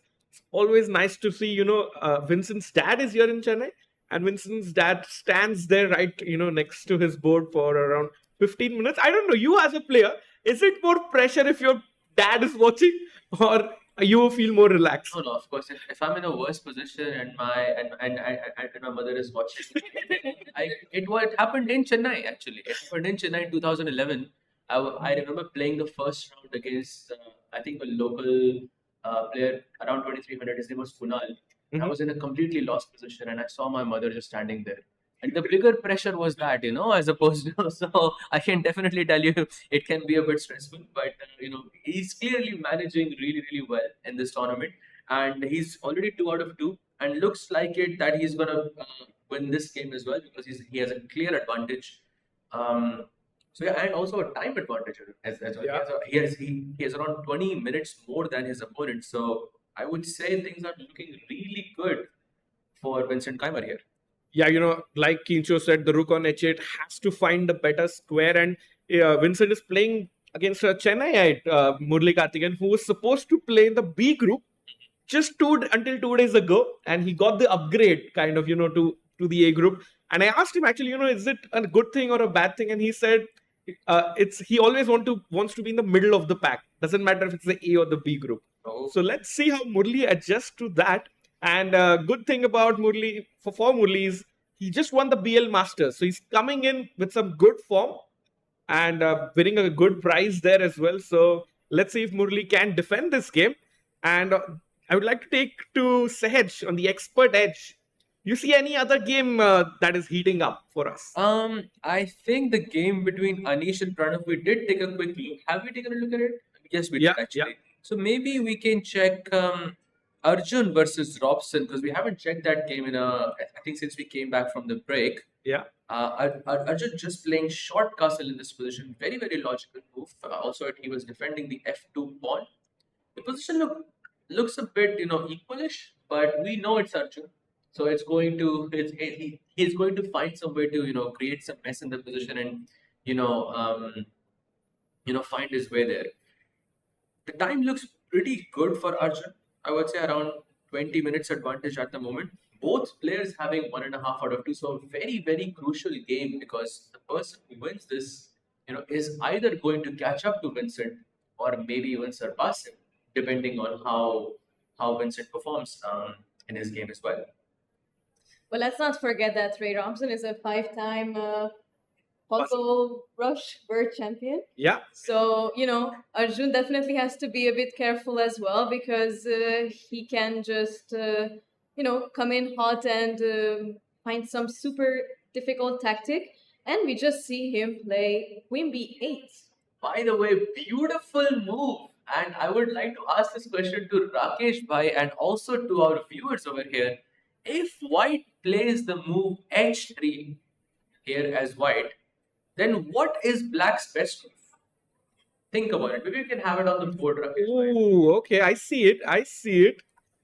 After h3, I, royally ignore your threat in a way. And let's see if anyone on the live chat or the live audience can come up with. Think of Mikhail Tal, go bonkers. Think of an attacking move. Think of Arjun. Yeah, Think of Arjun, actually. Arjun is sitting in front of you because he just played h3 and what would you play? What would Arjun play? Yeah, white wants to kick this knight away, but hey, we like to fight. Absolutely. I think, do we have someone? Yes? Yeah, can with we- the microphone? Can you please tell us your name and also... Yeah. Into the microphone, please. Sorry? Wonderful. Beautiful. H5 is the only move in this position and a very, very strong one because once you take on g4, black takes back and then... Let's actually show that, Sahaj. Yes, To- absolutely. h5, pawn takes knight, pawn takes pawn. And now suddenly the queen and the rook. You see the purpose of this move, queen b8 now. Yeah. Because it's hitting the h2 square, and the knight is unable to move. The queen comes in, and that's just checkmate. And if you guys knew how many times I have lost like this when I started playing bullet, I'm like, oh, a free piece. I become a bit greedy, and then immediately, realized how big of Dangerous it a can be, yes. fool I was. Yes, but these are very, very common ideas, and it's good to always be aware of them. Yeah, and great shout out to by Kinsho there about him being a puzzle battle world champion. And you see, this is Puzzle Rush. Yeah. He's kind of inviting Arjun, baiting him to play h3. But Sahaj, any chance Arjun falls for this? Absolutely not. Absolutely. No way. Because the moment you see the queen on b8, you know what's coming in. Yeah. This move. And also some knight d4 ideas in the air. So Maybe he can play g3, I guess, because with g3, you still sort of block that pawn on h2, and you have this idea of bishop f4 as well. So both of them looking quite dangerous. And now h5 doesn't seem as dangerous to me because the queen is no longer eyeing the h2 square. However, Arjun does have to be precise here. With g3, I would actually be worried of some future f5 ideas because suddenly the white squares become a bit weak, and maybe we can go for some ideas with f5, knight d4, and f5, get some use of that bishop on b7. That Mora Gambit, experience is sort of showing in this position. Yeah. It's a pretty innovative idea. I think with proper planning, I think it can probably we can execute it. I just like how Sahaj is so kind with you, Kinsho. If I or chat had suggested a move like f5 touching the golden pawn, violating the rules of chess. You see, I'm okay with moving the golden pawn as long as it's for tactical reasons. For tactical reasons, it's completely okay to touch the golden pawn. That's why there is no there's nothing from my side here. But yeah. This panel, I had to learn to justify touching the pawn because otherwise, I would be in some trouble. And as Arjun thinks, a very big shout out to our sponsors here, Quantbox, because Arjun is also sponsored by Quantbox. He got a $1.5 million deal over 5 years. So that's a very big, generous sponsorship. And Arjun, has proved his mettle. In fact, it was last year in the exact same tournament that Arjun crossed 2800 in FIDE rating. So he's about to play a move, and it takes a back. Saj, are you 2800 on chess.com at least? Yes. Yeah, okay. Yes.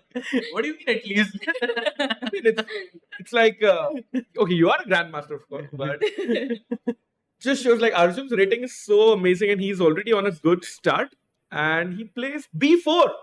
Wow. So it does not fall for that h3, h5, sort of trap there. He does invite knight d4, and now I feel Arjun is sort of, getting into the groove because now the position is going to be messy and he's going to feel a lot more comfortable in comparison to his opponent. That's just my opinion. But then again, that puzzle rush experience from Robson could come in handy in such situations as well. What do you think about that, Rakesh bhai? For sure. And I think knight d4, we can see the blue arrow. A blue arrow means that the only move to retain the advantage for black, if the bishop goes back to any of these two squares, white will start to take over. But Kinsho, looking at all the games, I think this is the one where we will have a decisive result for sure. Definitely, and it's always good, even from a viewer's perspective, to have decisive games because we came to see some action, and we might actually get what we are wishing for. Not so easy in my opinion to play knight d4, or maybe I'm just missing the point. Can we just quickly go into it? Why do we play knight d4 here? It's a great question there because knight d4 once again puts that pressure on the h2 pawn. So if Arjun decides to ignore it, it's not going to happen, by the way. Not in a million years. But still, if white chooses to ignore it, let's say white goes pawn, d takes c5 in this position, then knight takes knight, queen takes knight, and queen takes h2 is just checkmate. So there is that's it. The game is over in 14 moves already. So that's the idea behind a move like knight d4. it sort of puts pressure on the F3 knight, which is a crucial defender in White's position at the moment. Yeah, it looks knight d4, one of the strongest moves we'll see. You see Ray thinking here. Arjun has taken a little break. He's roaming around, and I've known Robson for a long time, and he is like a time pressure addict. So, Sahaj, do you expect him to, fumble in the time pressure stage against Arjun? Well, he didn't fumble against. Yeah, yesterday he played an amazing game. Yeah, Yeah. I think both of the players yesterday were having, I think, less than a minute for, I think, close to an hour, something like that. Yeah. And still Robson kept his cool under pressure. So, but Arjun is a different beast when it comes to faster formats. So maybe it can happen. But I would say the most sort of ideal situation for Arjun is when Robson is in time pressure and Arjun is not, and still the position is a bit messy. That's the ideal situation for the white side here. Yeah, true. And if producer G, if you could have the live eval bars for at the bottom in this scene as well. Also a big, huge update, by the way, in the challenges section. Abhimanyu seems to be completely destroying Harshvardhan here. He seems to be completely winning. It's a +2 position, and Abhimanyu's last move was a huge inaccuracy. He's technically already winning. Wow. So what happens if we just stay? Let's just take a look at it, because it seems the most natural move. Yeah, I think you can just take on e5. Yeah. Yeah. And black takes on e5, and now that pawn on b5 is a wonderful piece, wonderful pawn, because it's sort of like a pass pawn. Black can never attack it, and at the same time, if you look at black's pawns on a5 and c5, they are now super weak. They're not just weak; they are about to be taken. At least one of them will get taken in the next 2 or 3 moves, because you have bishop d2 coming in, queen f4 coming in, and all of this is going to be very, very dangerous. For black here. Knight e5, I think, huge inaccuracy here. Big inaccuracy. And can we have Abhimanyu versus Harshvardhan if possible? Love to see their reactions live and see if Harshvardhan is feeling the heat. Something what Sahaj, you were experiencing during the Quantbox Chennai Grand Masters qualifiers that we had, and Harshvardhan won the qualifier, which you also tried to play and qualify for this event. I have to say, we were in a very similar situation. I had a very, very good position against Harshvardhan, but he is an insane defender. Mm-hmm. And I mean, I cannot tell you, I still do not understand how he managed to defend, how he managed to escape that, but he has nerves of steel. So even in a situation like that, I would not rule him out, because he will find a way to claw back in. And just like he did against me as well, and he managed to win with insane precision. So I think the game is not over, not yet. Yeah, and Sahaj, young Chennai boy Harshvardhan, the only international master playing in across both the categories. Do you think he has some chances for a GM norm here? Oh, absolutely. I think he might become a GM very soon, but I do feel he has the strength. And it's only a matter of time when he makes a norm. Do we know if he has any norms, by the way? Yeah, he has, I think, one. And shout out to his dad, also 2200 rated player, yeah, Gopala Krishnan. So Oh, wow. he's here, I think, I'm not sure if he's in the audience, but he's a proud father. He's seeing his son playing, in a tournament. And, such a nice feeling, because there's so many talented kids in India. But it was through a qualifier. It's all fair. Everything, like whoever wins the qualifier makes it to Chennai. Unlike some people also get to commentate here. But nice to have, these strong players. And for me personally, I'm rooting for either Harshvardhan, Pranesh, another strong Chennai GM, or Deeptan. 3 qualifiers who play an online event, get to the B challenges section, win the event, and next year they get to play with Anish Giri, Arjun Erigaisi. That's like a dream for every kid. Absolutely, it is a life-changing experience. I mean, we saw this happening to Arvind. Yeah. Because I think just after winning this tournament, everything changed for him. He hit, I believe, the rating of 2750 not much later after this happened Yep, because yep. he got invitations to so many elite events, and it opened so many doors for him. And I think the same can be said for Pranav as well, because Pranav is now, he won the challenger section and now he's playing in the Masters section, and having this opportunity to play against the best players in the world is something else. And Sahaj, you forgot the biggest one. Chennai Grand Masters, like Quantbox Chennai Grand Masters, changes lives. It was Gukesh Yep. who qualified to the FIDE candidates in the last minute entry. Otherwise, Gukesh would not have become a world champion. That is an insane point to think about. So I think it's like if you win this tournament, it can change your life in a way. So Yeah. That's definitely why he wanted to get into the competition. All right. So Kensho, Bishop D2 played, and you see, you've seen this always. When a game is about to end, or if there is something, people start coming towards that board. You see, Adiban always wants to have fun. He's kind of laughing and telling Abhimanyu, "Oh, it looks like you're winning, buddy." Yeah, definitely. I mean, the position is not looking too promising for Harshvardhan Yeah. for now. And it is definitely heating up. And if he doesn't want to, get into some really, really big trouble, he definitely needs to think about the next decisions, how to, wire himself together, because all of these pawns on A5, C5, and D5 are super weak. And there has E7 to as well, I think. E7. That's true, and he definitely needs to figure out a way how to somehow hold it all together, which is a very, very difficult task. I'm thinking if in an ideal scenario you want your knight on d6, you want your, and I don't even know what I'm going to do with the bishop. I mean, maybe I just ignore the pawns and I just go for some f5 push to find some counterplay, divert the attention, from the queen side completely. Mhm. But it seems difficult, yeah. Yeah, I see how in desperate situations you throw your rule book out of the window, touching the golden pawn yet again. Yeah. But it's a desperate situation for Harshvardhan, this one. Exactly. Absolutely. Okay, so while Harshvardhan thinks, maybe we can go to Aryan versus Nitya and Ghosh, because there also something very crazy is happening. Okay. Last time we covered this, Black had just played the move d5. If we just go back to that movement on move 15, it was d5, which was, sorry, queen e7, which was a huge inaccuracy because now white can just capture the pawn, and that's exactly what has happened on the board. Yeah. He takes d5, takes, and black goes rook a8, another inaccuracy.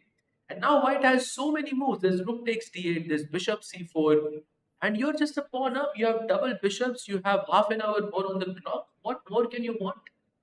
That's a dream position for Aryan Chopra. 26-34, trying to beat another qualifier, Deepta here. Kincho, any chances for Deepta here? It's gonna be very, very difficult. I mean, white is super comfortable here, and yeah, I mean, what can we even do? I mean, So no. I try to be as nice and polite as possible and everything, but I mean, it's definitely difficult. So I would say no, not really. Yeah, and we can see Deepta on the camera as well. He looks worried. Yeah, he looks a bit stressed, of course, and also the body language says that the clock is a great indicator of that, because once you make a mistake like that, I mean, can we actually have it on the screen? How much time did it take to play the move rook 88? So 26 minutes and 33 seconds. So in 26 minutes, I'm sure it was not just thinking about chess here. It's just accepting the reality that the position is now lost. My understanding is that before he sort of went into this position, he had this idea of playing g5, and he thought that if white moves the bishop, if white just moves the bishop, then you can take the rook on d5. I think that's what was his idea. But after g5, I can just go bishop takes g5, and the game is over. Oh, that's the point. So takes, rook takes, the king is completely open. King h8, and now just queen c3 or something. This is what we just looked at right before the break.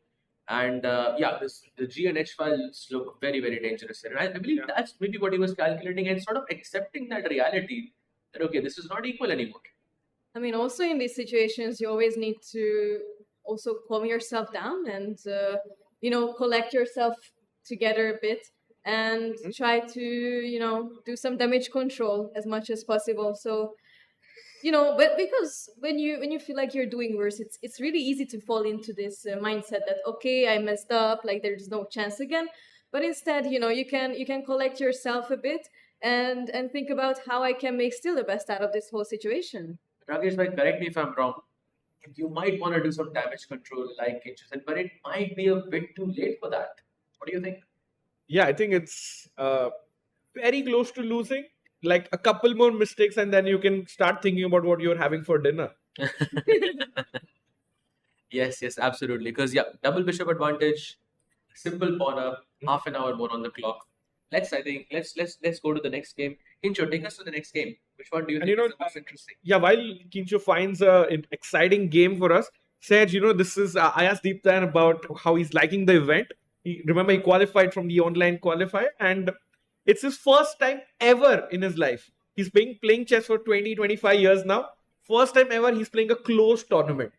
He's always wait. placed open. What about the ones in Budapest? He's the Deeptan has never played. He's Never played. Wow. open tournament specialist.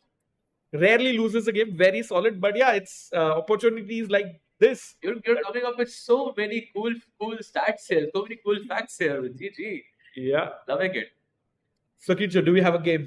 I think let's go back to the Masters section and let's take a look at the Wonders and Jordan's game, because it is a really uncommon position, I would say. I mean, I barely see anything similar to this, and I don't even know where we left this position off because it changed so much. Right. I think it was somewhere around this moment when White played Bishop G5 check. I think we can go from here. F6, Bishop goes to H4, just defending the Bishop. Black plays A6. Yeah. Bishop to F1. Knight to B3, attacking that rook on A1. Rook goes to A2. Bishop to B7, developing that bishop. I somehow think optically black looks a bit better to me because your piece activity is way more. White goes Knight C4. I think still 2 moves left to be played. What's this rook on A2 doing? Exactly. So weird. Question. It's a good question. It's thinking about dinner. So rook h8 happens on the board, and now actually, to your credit, the best move in this position seems to be rook to a3, because as you mentioned, that rook has basically no purpose here. So playing rook a3, kicking the knight away makes the most sense. But once black retreats the knight to c5, that rook on a3 still looks a bit bad to me. Yeah, and you might have to kick the knight away with b4 or something. But yeah, the rook, like the Russian school of chess says, the rook don't belong between the 3rd and the 6th rank. Either they're good on the back rank or the first couple of ranks. So yeah, rooks are not good on the 3rd rank. So, but you got to kick the knight away, Sahaj. Yeah, I think it's the only move in this position. Mm-hmm. So, besides rook a3, any other moves that make sense to you? I don't really see anything. Yeah. It's Maybe not so easy. Bring in the bishop back, bishop g3, controlling this f4 square. But, I just... I wonder will be happy to play like a non-Indian player because he's really, really excited, scared, nervous to play the Indian players. And it's just nice to have like an international mix. And it's his first visit to India, first visit to Chennai. So shout out to Avandar and best wishes, and hope he comes up with an idea to save this game. Yeah, absolutely. So while the players are thinking maybe we should shift our attention to the next game, how about we look at Nihal versus Vidit, or Vidit versus Nihal it was, because it looks like a very crazy position. Yeah. Not a single exchange has been made so far in this game. All the pieces, all the pawns are still present, which is highly unusual, I would say, at such a level. And another thing that is a bit unusual is Vidit's time, which is around 31 minutes, and his opponent having 53 minutes, so around a 20-22 minute difference between these two players. We don't want Vidit to get into time trouble again, because we saw what happened yesterday. Despite having a winning position, despite having the only player who could push, having time pressure is always a difficult thing to sort of take on.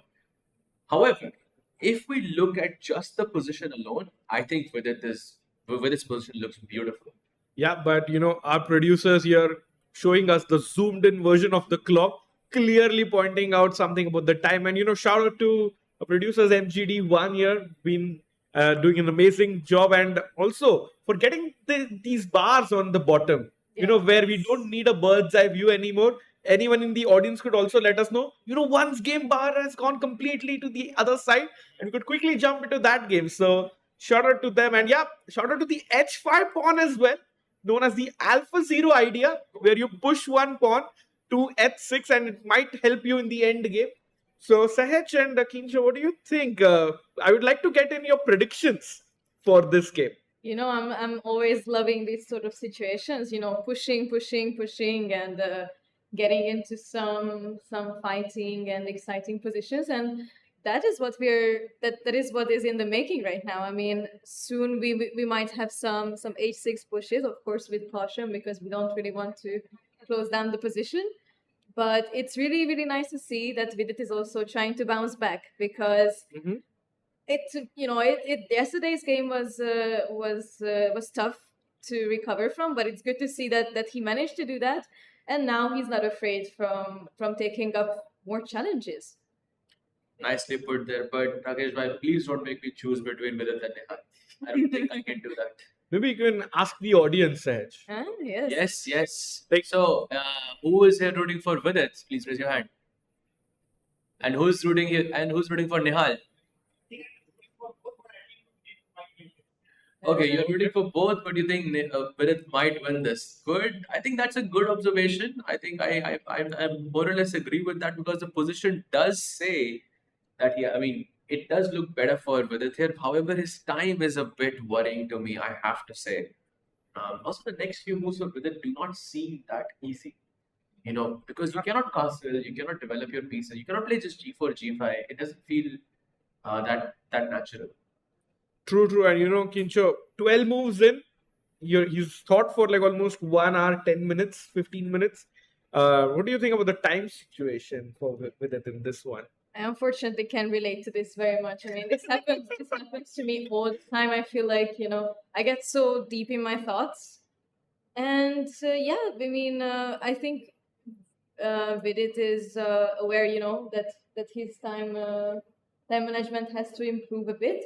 And I'm just hoping that right now he's coming up with a long-term idea. He's probably looking at a couple of situations, a couple of ideas. And I really hope that once he finds this one idea, he can also maybe blitz out a few moves and help his time situation a bit, because it is going to be an issue soon if not being taken care of. Yeah, for sure. And you can see it on camera. Vidit looks locked in. He's super focused. But Sahaj, is there a problem for a player of Vidit's stature, who's so used to playing events with an additional time control? Like after 40 moves, you get 30 minutes. But MGD1 and the organizers clearly want us to have fun. So there is no additional time control. You finish the game in 4 hours or 4.5 hours. Do you think that's a problem for Vidit to adapt to this new time control? I had a conversation with one of the players who said this exact thing. Which player? To me last night. So I'm not going to say the name of the player. Indian? No, not Indian. That actually narrows it down a bit for you. So, but yes, I do think that, Vidit does prefer longer time controls. I think it suits his style a lot more, because he's a positional player. He likes to, have that position where he can grind a bit. And yeah, I think having time pressure is always a problem for anyone, not just for Vidit. But yeah, Vidit having that game yesterday, I think is definitely something to worry about. So besides the time, I think he's doing fantastic. Yeah, I love his position. Just a little bit concerned about his time, but we'll come back to this pretty soon. And any other games that we have here? I think we should look at Anish's game. Sure, let's jump in. Pranav, there seems to be a slight advantage. Wow. A bit more than slight now that I see for Anish. And we just now have F5 on the board, which looks, well, first of all, we touched the golden pawn, but it seems to be working out very, very well. Yeah, Grandmaster Sahaj Grimmer warning us about the golden pawn, but it's okay if it gets us an advantage, right? It's okay as long as it's an attacking move. So you see, F4 attacking knight on E5, black moves the knight away, and F5 does the exact same thing. Because as long as it's an attacking move, I think it works in this sense. So Pranav, I think looks. I think there's one more move that has been played in this position, if I'm not mistaken. Knight to e5. Yes. Yeah. three, So this is five. the position where Anish is thinking. I really like a move like f6 here because if you're gonna touch the golden pawn, let's go all the way. Why not play f6? Bishop takes f6, rook takes f6, and then knight to h5. How is that move? Wait, is that actually working? I think so. I mean, it looks fantastic.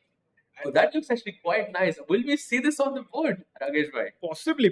You know, Anish thinking about that, and Anish Giri, one of the most loved players all over the world, especially in India, because I'm not sure how many people here know, but I think he is 25% Indian.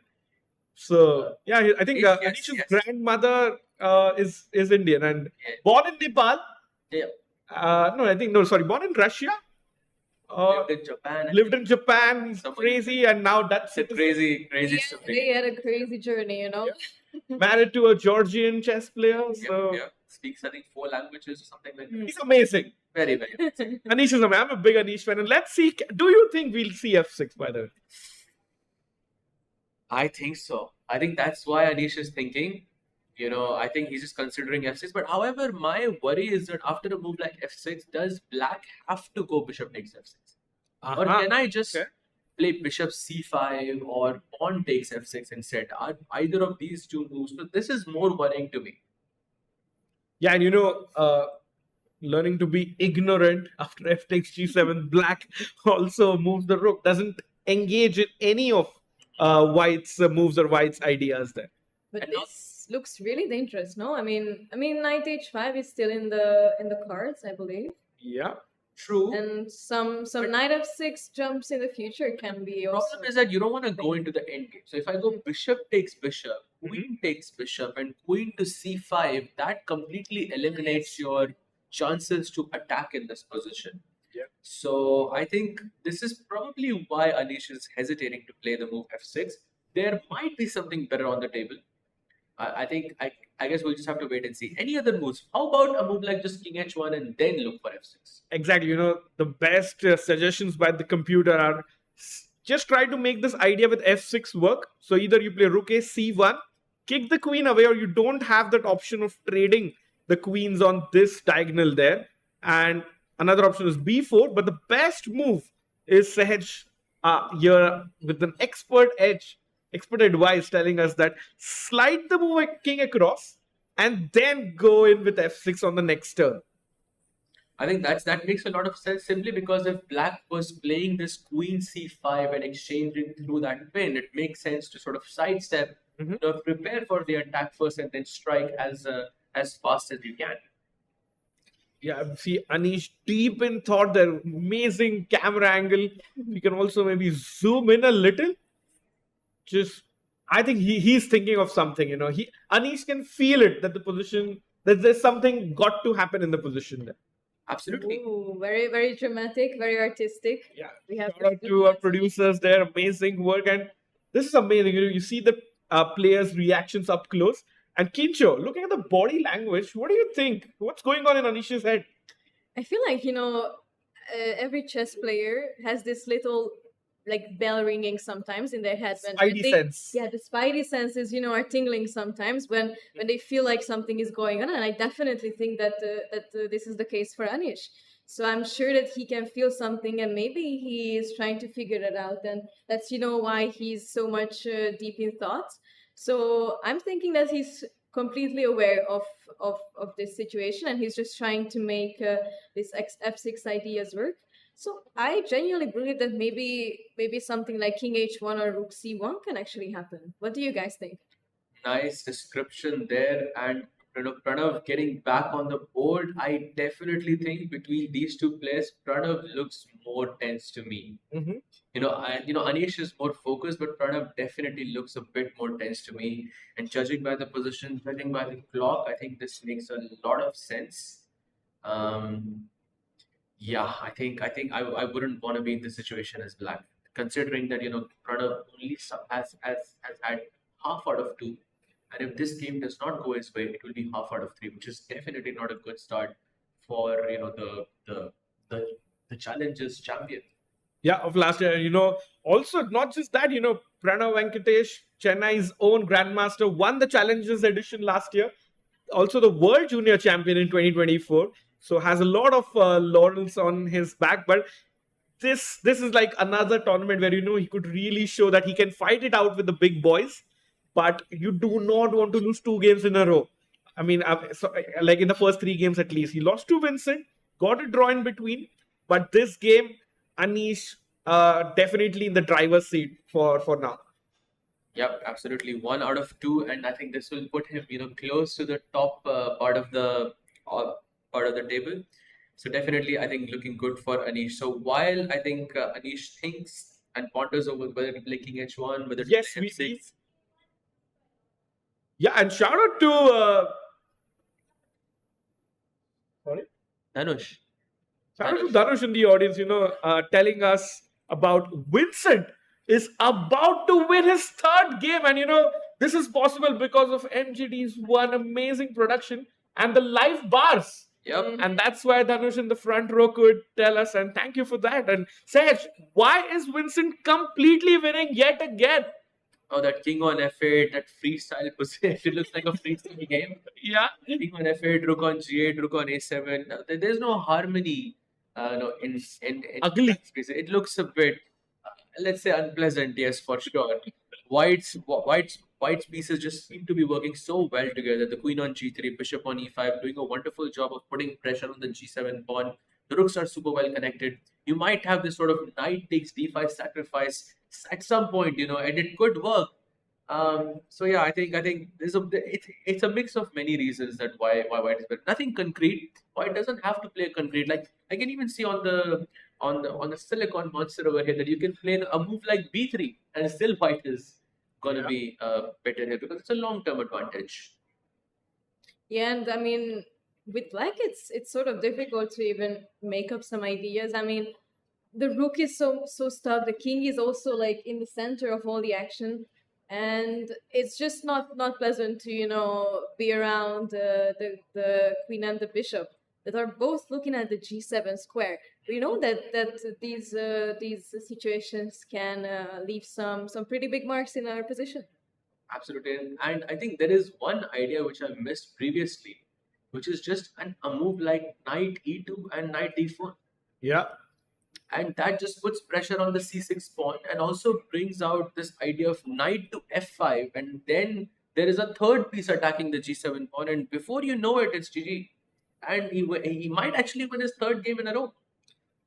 Vincent Keymer, I think Chennai people would definitely love him because he helped Gukesh win the world championship in a way. But very strong player himself, 2-on-2. If he can get out with a big start, very difficult for the others to catch up.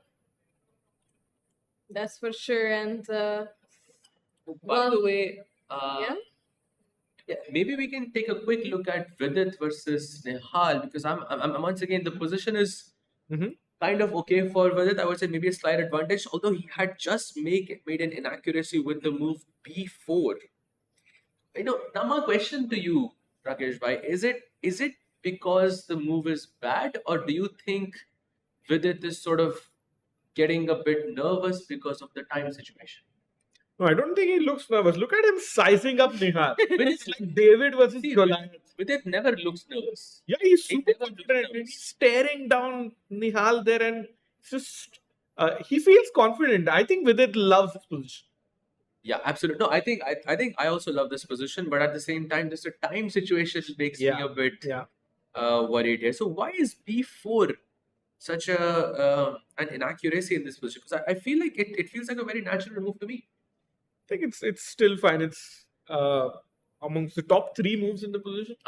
So it doesn't create any weakness. In fact, just strengthens this. You can never go pawn to A5 because I want to push and kick away your knight.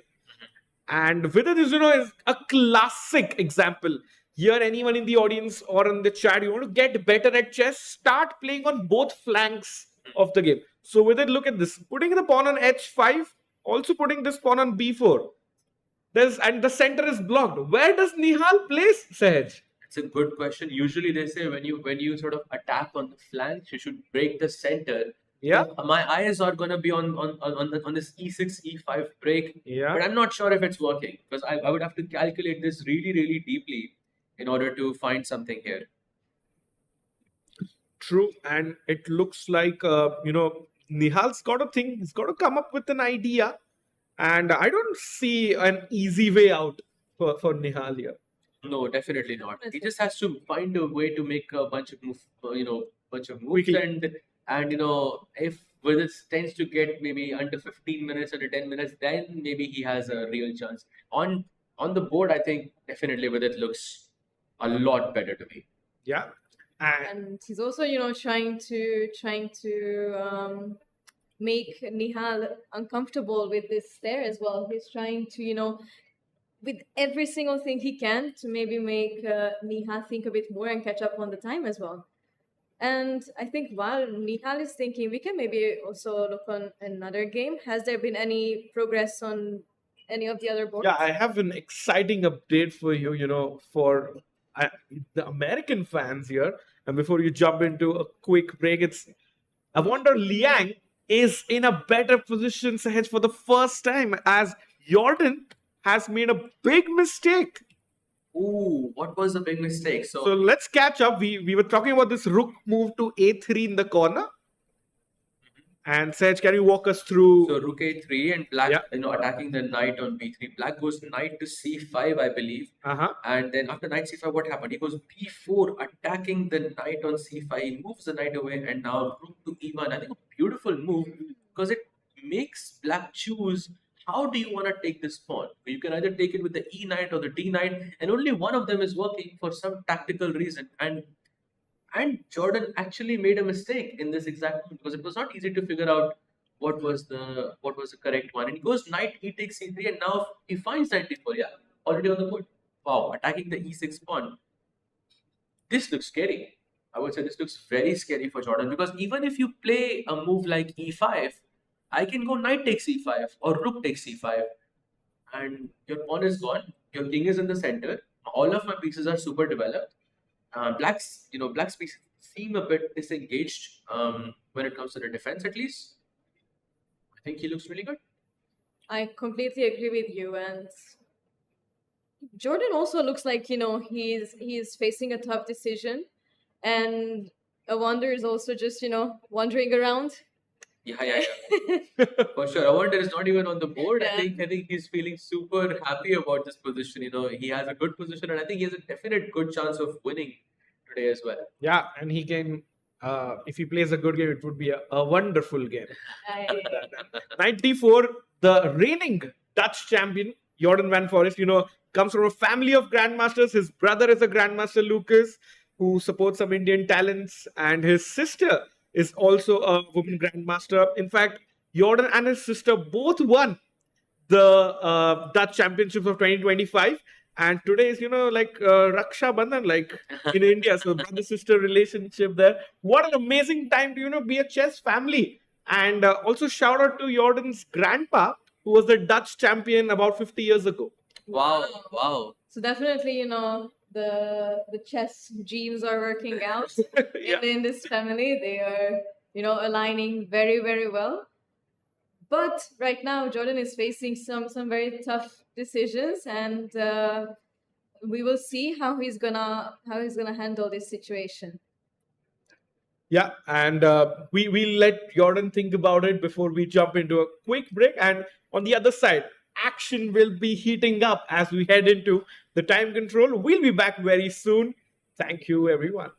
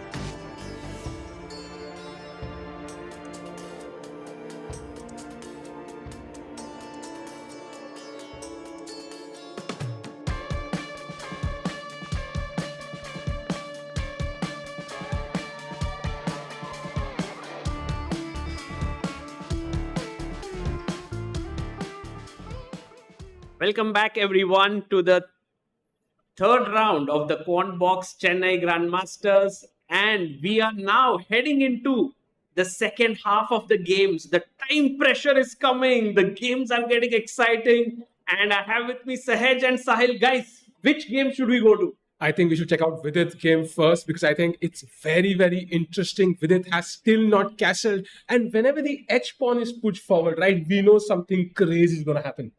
Vidit is playing super inspired chess today, pushing his H pawn, king, keeping his king in the center. Is there some specific reason for it? It could be. Maybe the inspiration lies in the building itself, Sagar bhai. Oh, do you know what has happened today, Sahaj bhai? I know what happened in this building. Well, today actually with its better half, Nidhi is here. She just arrived, and perhaps Vidit is in really good spirits, and he's attacking with everything that he's got here. Yeah. But is it going to work out? Yeah, he is taking risks. That's very obvious. And as of now, Black doesn't. Nihal has not handled the position pretty well. Yeah, of course it's double edged, and Vidit does have less time, so he will have to be on point. And Nihal not even at the seat right now. But what we can be sure in the next 5 moves, something insane is going to happen. 90 minutes is just too little time for me. I feel like the game should be heating up very, very soon. Throw some G4, G5, try to get that attack as quickly as possible in this position. Because if you keep this type of a position and you have less than 5 minutes, it's not ideal. Yeah, because also you can now longer go back, right? If you castle, your H5 pawn is hanging. Yeah. And if you push your pawn to H6, then Black is ready to push G5. So in a way, as Sahaj mentions, it's actually important to go G4, G5 perhaps and try to open up something. Exactly. My point is to play G4, G5 so that if Black plays F5 or F takes G5, that E5 square kind of becomes a bit loose, and maybe I can put my knight there or my bishop there and continue keeping that pressure on the king's head. But of course, this is not an easy task. Definitely not an easy task when you have 18 minutes on the clock. I'm a bit worried here. I think time is definitely a issue for Vidit, and with such complicated positions, you need time on every single move. And basically, the time control is such that there is no second time control, no 30 minutes being added. So I have a feeling that Vidit is in bit of a pressure. Yeah. Sometimes you know your superpowers, you know your potential, you know what you can do, and to execute that, you need the correct resources, you need time to plan it out. And right now, Black could be ready to, at some point, blow open this center completely, and then the white king is in the center. For example, G4, we really want to play this move, but apparently even Rook takes, for example, Queen takes, and E5 is the best move for Black, and that's the only move.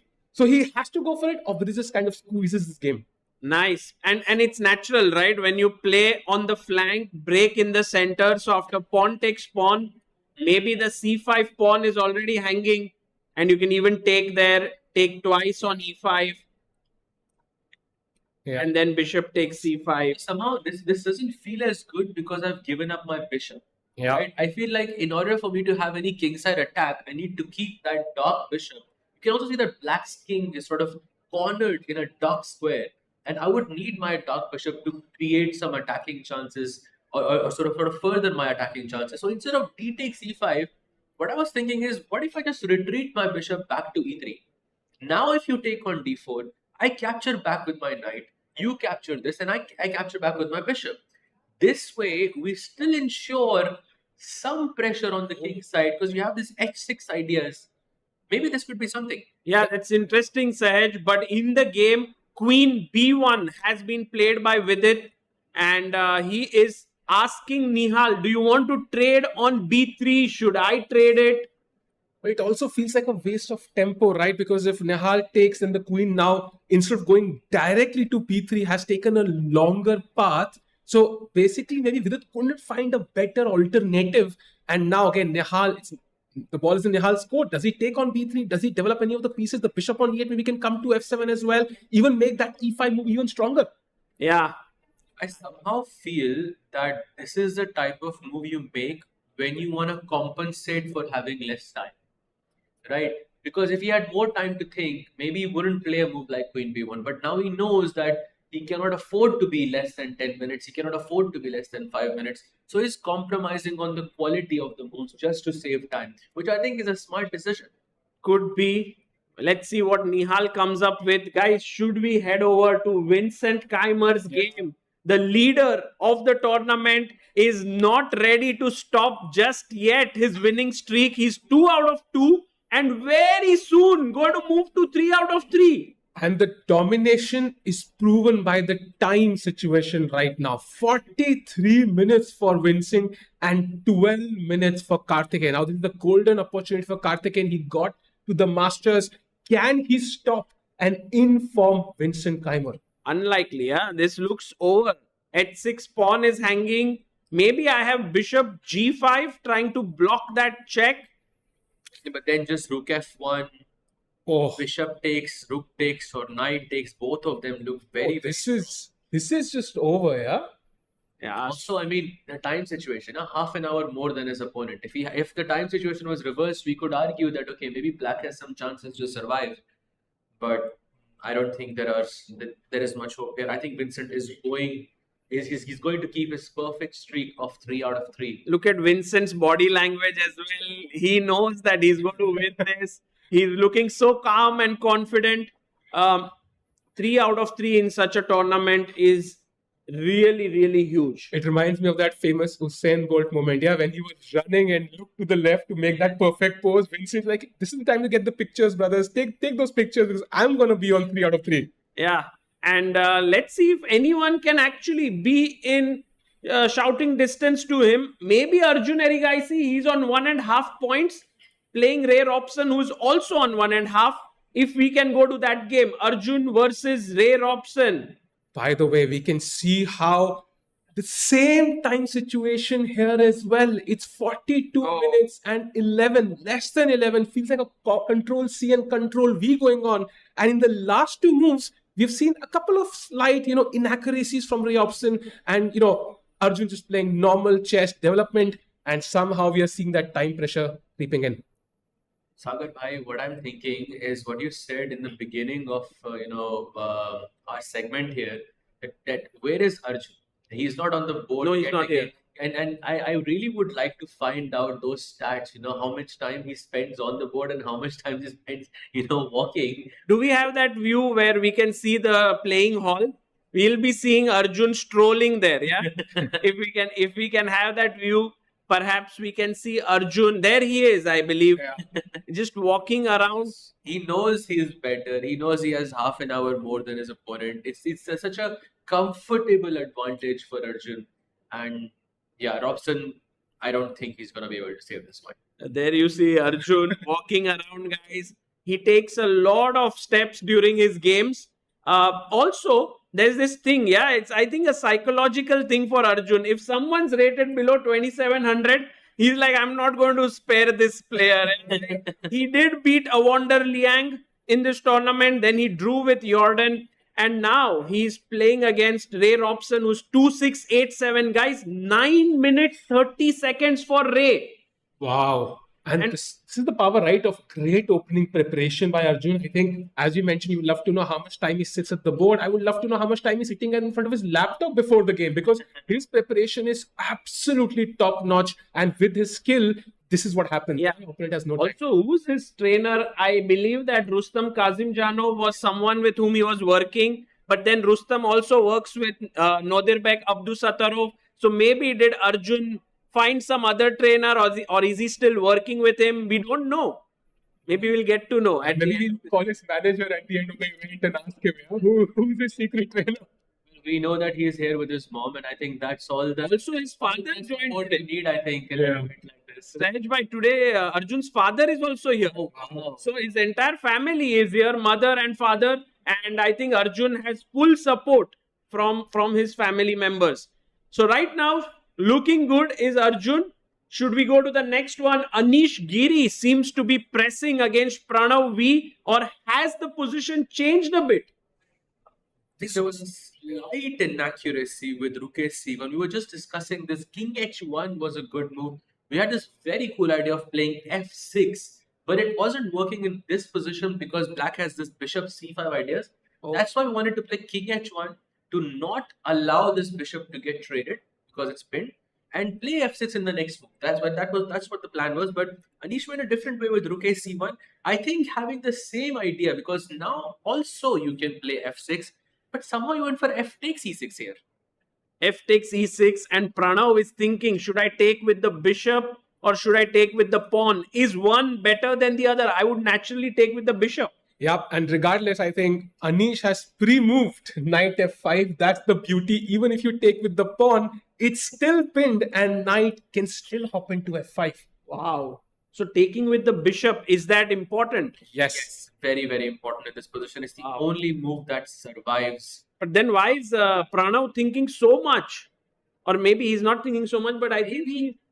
Maybe he's thinking about the possibility of bishop to b5 because, hello, your exchange loss. Oh, that's a great point, Sahaj.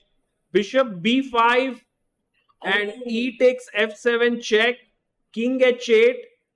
Is there some kind of a mate or something? Maybe we can ask the audience. There's a beautiful move here. Just Really? one move that Okay, saves guys. white here.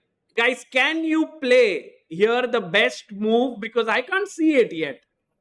Oh, no. It's a very nice move actually. It's not necessarily a tactic. It's a way to avoid losing a rook in this. But there is just one way that lose. Yes.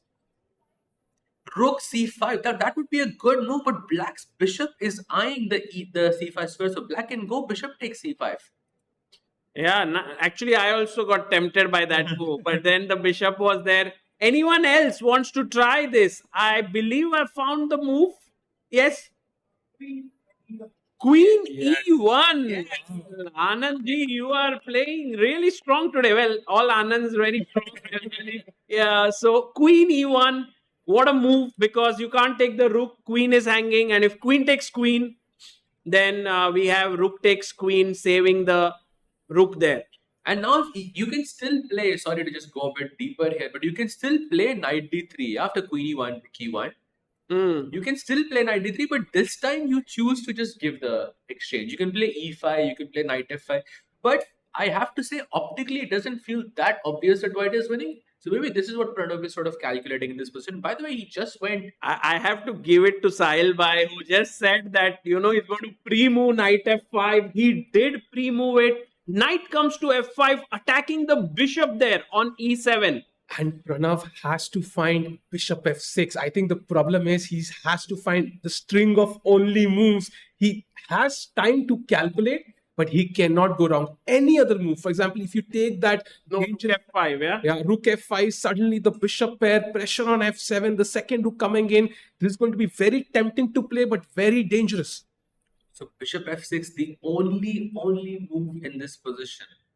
Getting excited here. I don't understand. By why the this way, is guys, just to draw your attention to his Avander Liang completely crushing Jordan. Yes, Jordan just made a huge inaccuracy with this knight c3. Oh, by the way, there's a brilliancy on the move. You can show that. Yeah, this was the position and black was slightly better, and this was a slight error. He had to take with the second knight. How difficult it is, to just decide which knight to take with. I'm super confused with these knights in the center. What is wrong with knight takes c3? Like here. I think maybe the e file opens up and now knight d4. He found it. Yeah, he found it. King f7, takes on e6, rook d7, and rook takes c3. A brilliancy on the board, sacrificing the exchange. And now knight takes b6, instantly winning it back. Isn't this just GG? No, he played rook d8, right? Oh, he played rook d6. Oh, bishop. Isn't this just loss? But now you can see the blue arrow, Sahaj. It means you have to find the only move here, bishop c4. If you don't play it and you take knight takes a8, I believe that wouldn't work, right? Rook takes e6. Yeah, there's some level of hope for black here. Maybe that, with the knight trap there. The best move, bishop c4, would be a killer blow here. But Sahil bhai, beautiful tactic here for the audience and for you guys as well. After bishop c4, if black goes rook takes b6, it's mate in 2. Mate in 2? Wow. Yeah, it's a mate in 2. Guys, what should white do here? Because I was also wondering. I couldn't figure it out fully. It's a mate in 2. And just it's an only move in the position. Wow, Anything it's else, so white nice. is losing. Guys, white to play and mate in 2, yes. No, but then there is rook takes c8. So Yeah. we said knight c7 and rook e8 check. But then remember, black's rook on 8 is also controlling the e8 square. You have the right piece. I love how he's trying and he's trying to find the move. Good job. Yes. When you think knight g5, absolutely Yeah. correct. Black goes king f8. Yes, knight goes h7 and that's a Guys, checkmate. what a So- beautiful checkmate. So just a pointer here. Whenever you think about discovered checks, start with double checks first. Always. He found it. He found bishop c4. And Let's go. Jordan is struggling. Evander Liang, we saw him yesterday, playing with the camera, learning the best camera angles there. So he's very curious about learning, and clearly he's showing some great signs today. I wonder just doesn't show ambition in general in his interviews and all, but on the board, he's like finding all these killer tactics. In fact, in the interview, he mentioned, you got me to India. Indian players are so strong here. Now he's crushing here. He's like, okay, Jordan, you are not Indian. I'm going to crush you. Well, so right now, big win coming in for Evander Liang. This round seems to be a very intense and combative round. What about Vidit and Nihal Sarin? Should we go to that game? Absolutely. With having 10 minutes on the clock, this is very, very stressful for me. No, I mean, did Nihal take on b3, queen b3 that happened? Yes. Queen c8, and now Nihal Vidit just played king f1. Ooh, that's a move you play when you have 10 minutes on the clock and you can't find something very crystal clear, yeah? Yes, exactly. What is the plan of king e1, king f1? Is he planning bishop h3, king g2 to get the king to safety? I'm guessing it's artificial castling, right? Because he can also go king g1, king h2. And if we're worried about the h5 pawn, we can always defend it with g4, for example. And he couldn't castle immediately because the h5 pawn was hanging. So I'm guessing that's why he wants to put his king on the side so he can bring his rook on the queen side, maybe on the only open file, which is the b file in the position. I think that's his plan here. By the way, Nihal has taken off his jacket, so he's in for that mode. Yeah? I am ready for the time pressure phase. And with it, again, after his crazy game yesterday, but yesterday both players were under time pressure. Now I think Nihal has a lot more time. But do you think Nihal will also think, he's He's relaxed. I think Nihal has no stress in the position he's yawning, so he's like, okay, I have this under control. But so if Nihal starts playing quickly, how much do you think is the pressure on Vidit? Do you think that his position is good enough to find moves, or you think that time is going to play a very crucial factor in this game? I think the latter. Yeah, I think time plays a very, very big factor. I think for Vidit, it would be great if he can find a more sort of decisive advantage in the next 5 to 10 minutes. Well, Because if said by how to find decisive advantage, it's not so easy. Of course, it's not easy. But then Vidit must keep that time above 10 minutes to in case there is a crucial position, he has enough time to calculate everything. Because if he has under 5 minutes and that crucial moment comes, he just won't have enough time. Correct. Right. So time is definitely not on Vidit's side, but the position is very complicated, even slightly better for Vidit. So a lot of excitement in this game. Also, I think in terms of standings, right, we're reaching that stage where people start thinking who are the players who are not in form. Yeah. So if you lose this game, you're half out of 3, then everybody else decide, okay, I have to win against Vidit because he's not in form. And Evander Liang is winning. Nihal, if he wins, he goes to 1.5, and Vidit does not want to be in that scenario. Nobody wants to be in that scenario. By the way, A4 is played. Is that just giving up a free pawn? Can we snatch it? I'm just wondering. Let's just think about it. Is there a tactic there? Because I can't see it. No, he doesn't take it. He doesn't take it. 95 maybe? 95? Oh, he doesn't take it yet. Actually, it's a very smart move because there is no direct discovered attack. But apparently, E5 now works magically for Nihal Sarin. That's so smart. Wow. And Vidit, to his credit, had seen it already. Yeah. And he now quickly plays Queen E3, and that's a great move. Moving quickly. Yeah. He wants to save time on the clock. Queen E3. Sahil, actually, can we show what the next move after E5 was? Because that was insane. It's only one move that saves white here, but we must mention it for our audience here because it's such a beautiful move. I think this is too difficult. It's too difficult to ask, I think, but we should show the idea anyways. So now you don't take the pawn. You don't try to do anything. You play knight to h4 as white. Oh, And that's why I think Vidit probably didn't see this. And if you, for example, take that free piece, yeah. even now you don't play check, you take on d5, you cover that g8 square, and next knight g6. Oh, this is insane, insane tactics. Also, c6 hangs, knight g6 check, everything on the everything on the board. Oh, wait, knight d8. Okay, we have to ask the audience, white to play and win. Oh, I'm so glad we went into this round. This is very beautiful, very pretty. Guys, white to play and finish it off with a flourish. Anyone who is here. Yeah, I see a hand there. Yes, can we have a mic there? You can tell your name and the move. My name is Raghav. Yes, Raghav. Queen takes e8. Wow. Yes. Beautiful. Queen takes e8, rook takes e8. And now knight to g6 check. What a question, man said. Beautiful. Takes, and it's a checkmate in the corner. That's beautiful, actually, beautiful. And I'm like, Vidit maybe did not find knight h4. A difficult move to see this, and he just had less time. He played the logical move. It's also a good move. Yeah, it's a very good move. And now again, like he's focused on not allowing e5 at any cost, also defending that pawn indirectly. And now bishop h3 can really put pressure on the e6 point. So very interesting positional struggle here. Should we quickly check what Arjun Erigaisi is up to? Yeah, let's go to Arjun's game. And this is the position, not major development so far. I think this is where we left it, right? Rook d2. So d6, rook d1, bishop f8, pawn. Okay, h4 is a tradition now. No, everybody wants to play it, yeah?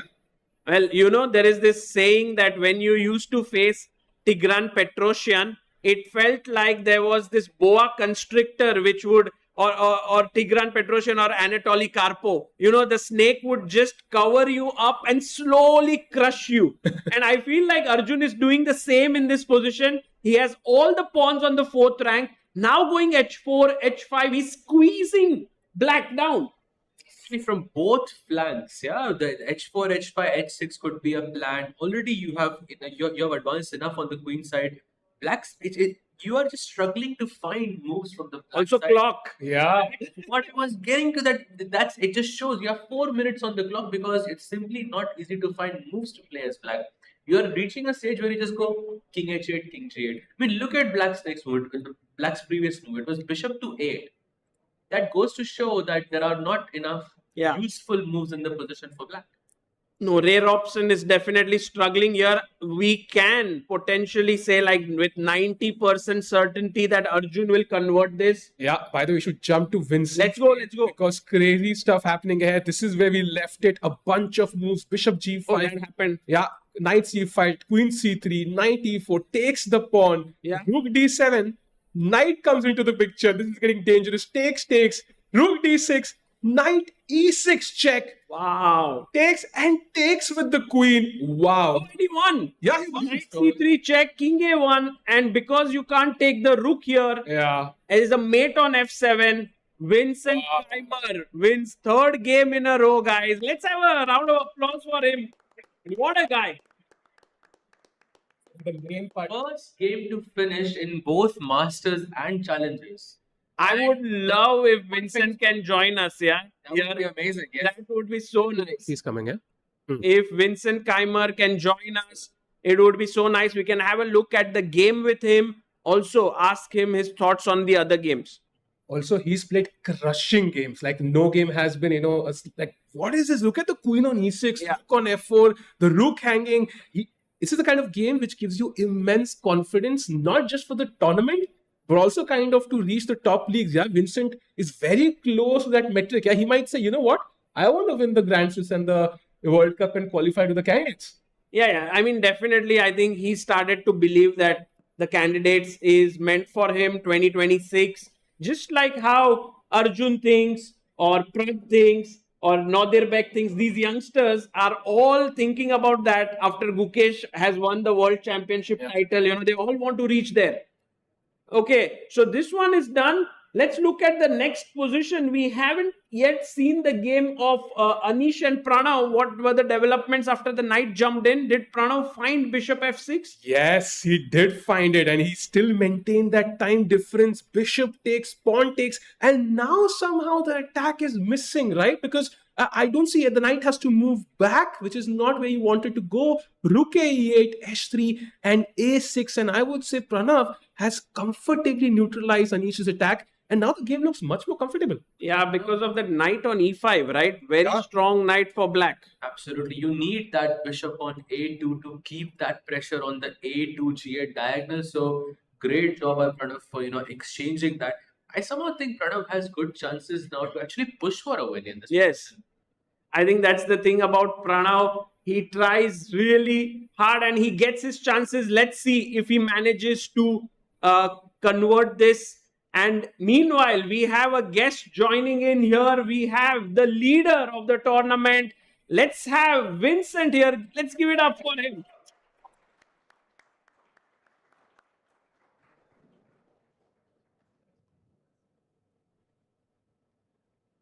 Vincent, this is the microphone. You played an incredible game, 3 out of 3 start here in Chennai. How are you feeling? Good. Yeah, I mean, today's game was maybe the smoothest I had so far. I did a lot of the opening. I got a good position and then at least hopefully converted it quite nicely. Oh, you played amazing. I think all best moves. So were you expecting a 4-9 Sicilian today? Basically, I decided to play e4 and I was expecting pretty much everything. That's the strategy. But yeah, I mean, he used to play 4 knights, so it's not that big of a surprise. Of course, in the tournament, he played c5, knight, c6, so that is obviously the main thing I prepared for. But yeah, it's not that unusual. I mean, also, yeah. I mean, the only thing I was kind of worried about, that the exact idea I played today, played against Prague not that long ago, and I thought that maybe he could know it from there, but seems like he didn't.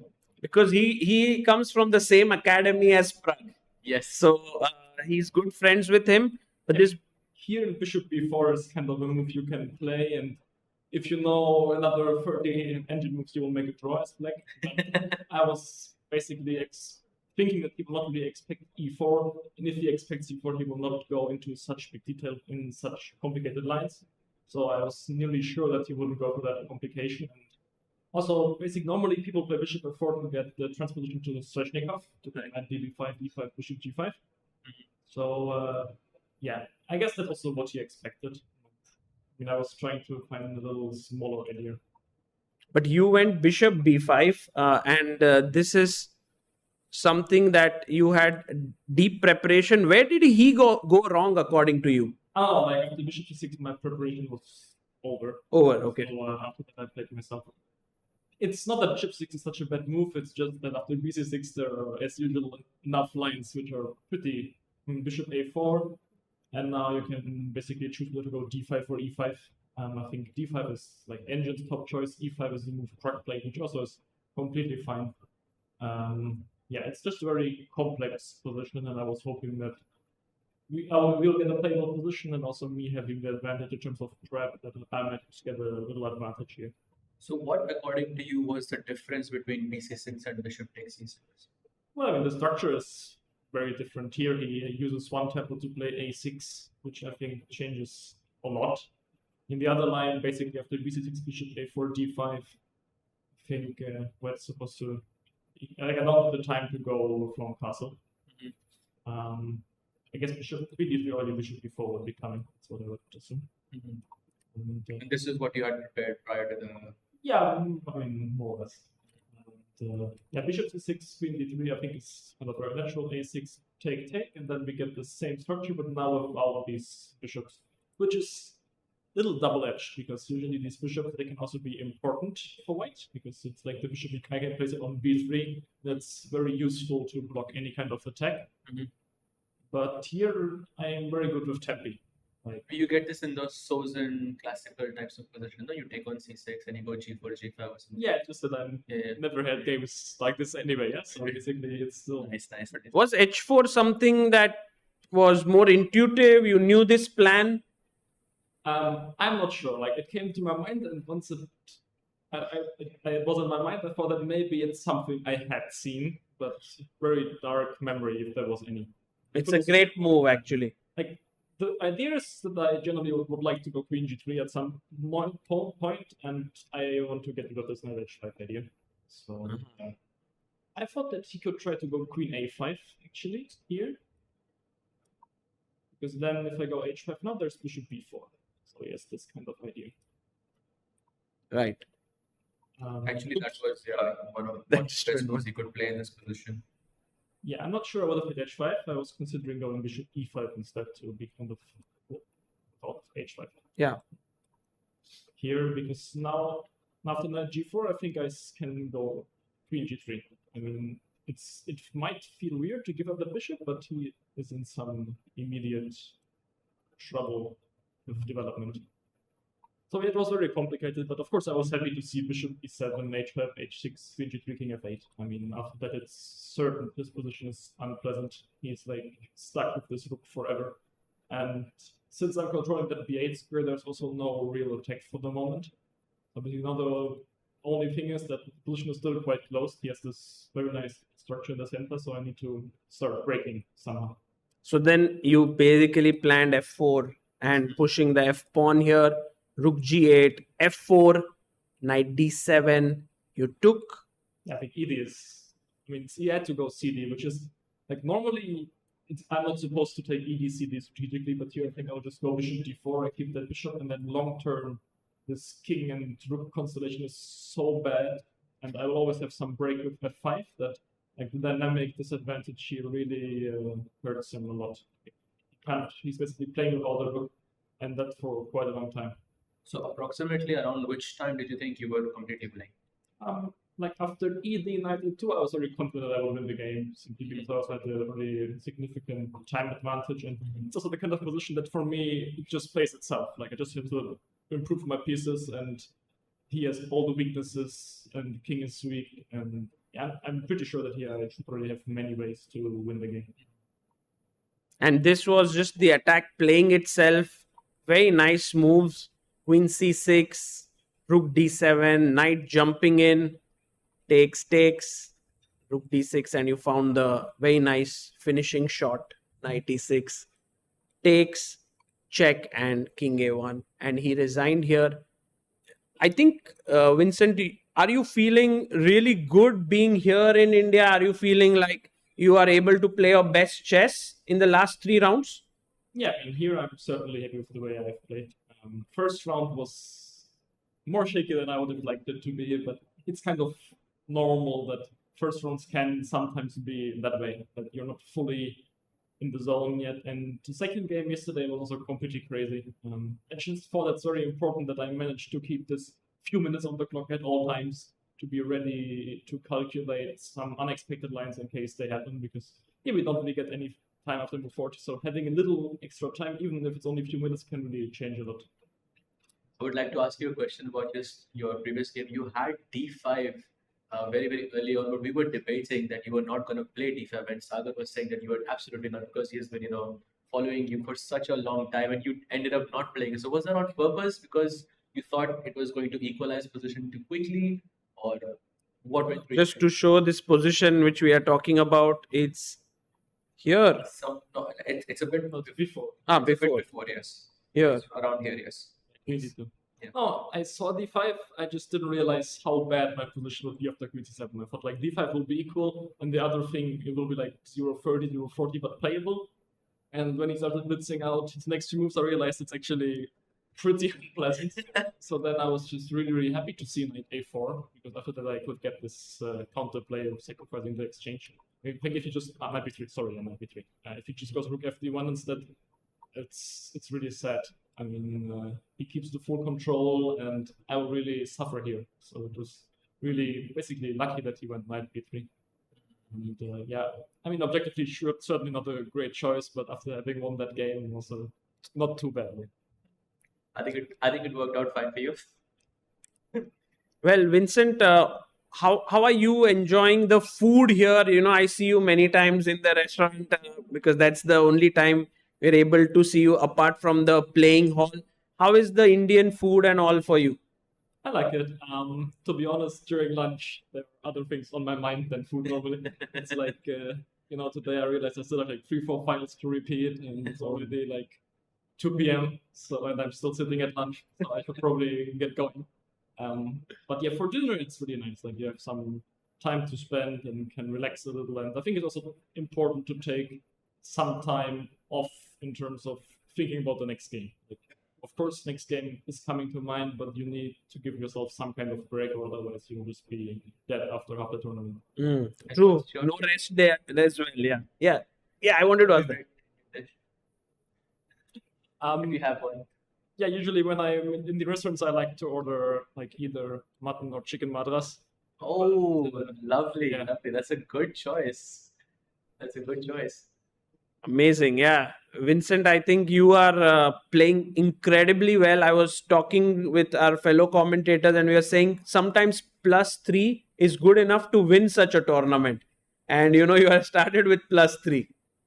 Yeah, but you can also lose games. That's the problem. I think here the key is just to not stop like being ambitious. Mm. So it's very easy to make a few rather calm draws, and then you kind of lose the spark, and then you maybe run into one prep and you lose again, and you get nervous, and you can easily ruin such moments. It's very important to still be alert, and then I hope that I can finish in the way I started. Amazing. Well, guys, Vincent Keymer, our leader of the tournament. A big round of applause for him. Vincent, thank you for stopping by.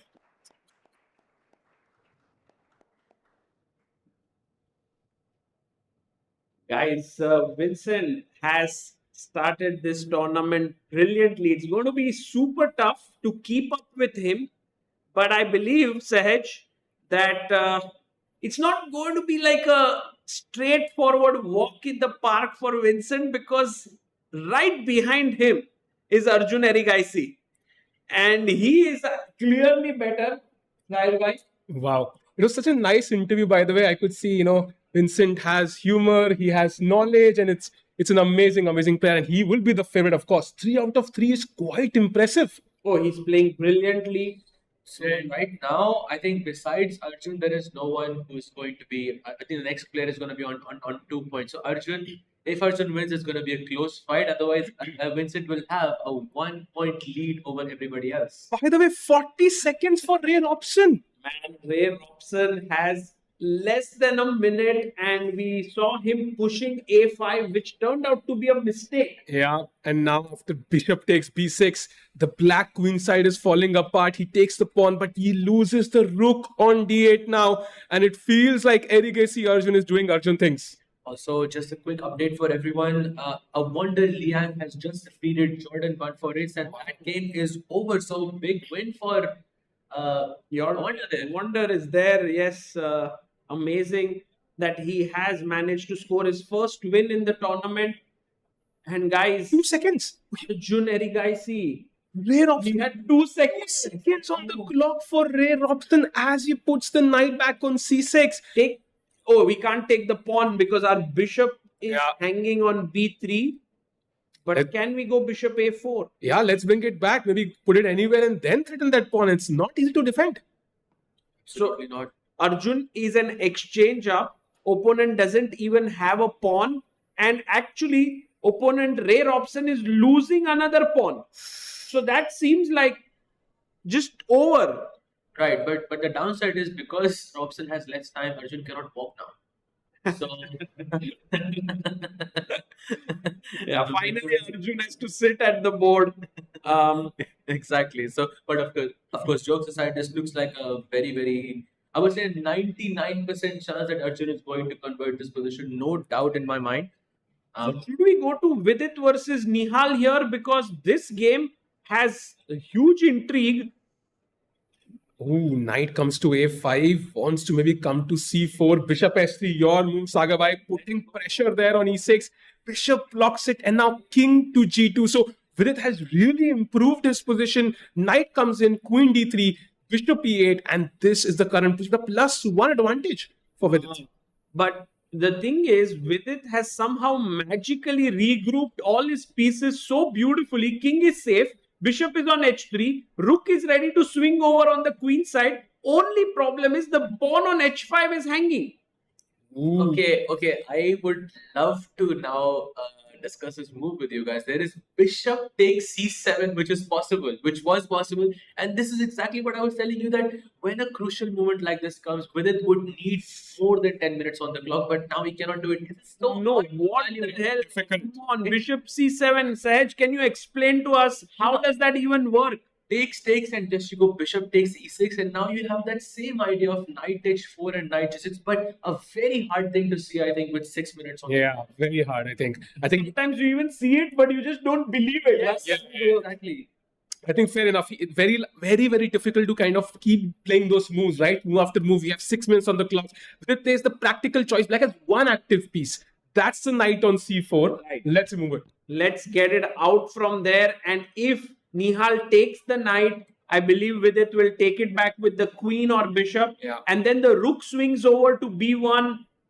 Can we, by the way, Sahil, take the pawn on h5 here? Is it even possible to win a pawn for black? It is possible. I think Vidit would be happy because now he can take on e6 instead. And now e6. queen e6, you take on h5, and my rook is now looking at the king. Vidit's still better. And also, there is an idea of queen c2 in this position, hitting the h7 pawn and the a4 Oh, pawn at that's the so same pretty. time. So I think this, position like this with less time is manageable. Because there's only queen, rook, bishop, and a few pawns on the board. It's not that complicated. You will be able to make a lot of hand moves here. I think if this happens, it would be great for Vidit. Right. So Vidit looking good right now. Time-wise, the situation is still a little critical because he has 6 minutes on the clock. Nihal has 17 minutes. But as Sahaj just pointed out, Vidit's moves are getting easier to play. He's kind of coordinated himself very well. By the way, chat was going crazy for Vincent, when he won. So that is insane. A lot of fans for Vincent now. No, of course. I think Vincent in general is such a lovable personality. You know what they say in Germany? He's the next big thing in German chess since Emanuel Lasker. Because, the second world champion came from Germany. And since then, Germany has had great players, but none who have reached that stature at the top. And I think Vincent has managed to do that. By the way, we have to jump to the Arjun game right now because look at what just happened. This is where we left it, right? I think bishop was on b3 and bishop c2 again threatening that pawn. He plays rook d8. Now e5. He should not have taken that. And now rook. Wait, I think that's a mouse. Knight d8. And wait, what happened? I think it's rook takes d8, knight takes d8. If you go back on move 23. This one. 23 is rook d8. Rook d8. Knight d8. And I believe he would have found queen takes c5 in this position, or he would have played queen d3. If you can just look at the board, queen takes c5 on the board, and I think this is just game over. He takes c5. Now f takes c5 is basically forced. But this is exchange up, no compensation. Our knight is jumping into d6, c pawn. As you marked here. This is over. Game over here. Arjun looking at his second win will move to 2.5, and I'm already sort of looking forward to Vincent versus Arjun battle. He's chasing Vincent, He's not letting the match go. Arjun has been very close to winning this event twice already. So the last round, he was the favorite, couldn't make it, and he's saying, I'm going to win it this time. Definitely. And guys, Quantbox Chennai Grand Masters, the main sponsor of this event is Quantbox, and also the sponsor for Arjun is Quantbox. So, it would be quite poetic if he manages to win it. Let's see if that happens. Yeah. By the way, 2 updates for everyone in the audience. Harika and Adiban have drawn their pieces, and Pranesh has defeated Inian with the white pieces. He had a big advantage there, Pranesh, with that very nice maneuver of knight. So, a win there. And maybe there are other decisive games happening, right? We have someone having a big advantage, Abhimanyu. Wait, Abhimanyu was completely winning. Can we watch that but then, just like how how he defend his, he's completely winning now. I think there's a transmission error, I see queen. I think queen b3. Could be. I was a bit surprised because he was winning, and it was a bit surprising to me. So Abhimanyu, can we have Abhimanyu on the screen? Yes, there we have it. It seems like the position has gotten wild here with this bishop e3 and rook f2. Wait, bishop e3 and Yeah, there's this rook on f2 and crazy stuff. But I believe that Abhimanyu should be winning here. He has an extra queen. but I'm trying to figure out how is the rook on f2 if my bishop is on e3.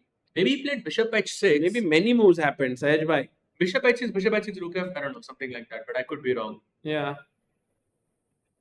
He is Okay, winning, he's just right? taking queen e4 here. And the way in which he made this move makes me believe that he's going to win.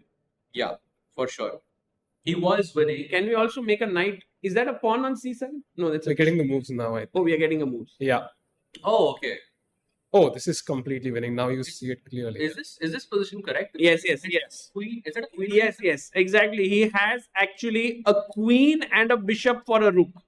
Wow. But he has this discover attack idea, so now he's hoping for something, But of course it won't work. it's Yeah. not gonna work. Yes, absolutely not. Okay, so Abhimanyu is winning here. Pranesh already won. And we also have Leon's game that is going on against Vaishali. That seems to be ending in a draw, right? Correct. It's a rook pawn endgame. Maybe Leon can try to push this position a bit because he has a chance to take one of the pawns. Yeah, he And- will play rook d2 now. Yes, and this can be a bit. Although this is a very typical endgame, I would say for most players, but it can be a very difficult thing to defend, especially if you have less time. Yes, I think Vaishali will have to be super careful here not to lose this game. Leon will be a pawn up. It's holdable, but not easy. Yeah, definitely not easy. Should we go back to the game of... we have two big games going on. Anish versus Pranav Yeah. and Vidit versus Nihal. Let's head to Vidit's game. I think he's still slightly better. I think we saw that move knight d2. He really wants this knight to be captured, but black says no. That's my only asset. Queen e3, bishop d7. You see some maneuvering there, and now queen c3 back attacking the knight. And now the knight has to go back. Yeah, he forced the knight to go passive now, and now the knight comes in again. It's like this back and forth battle which Vidit seems to have won here. I feel this whole knight d2, knight f5 was because Vidit realizes his time is less, so he wants to simplify the position. But Nihal says no. Even if it means I have to retreat my pieces, I will keep as many as possible, and I will try to pose that serious question when you have 1 minute on your clock, 1.5 minutes on your clock, and maybe that's his strategy here. All the time. It could very well be because we have seen with it going wrong with less time on the clock, and Nihal could be banking on it. Yeah, I myself am very unsure what will happen in this game. What do you guys think? Who should be the favorite here? Vidit or Nihal?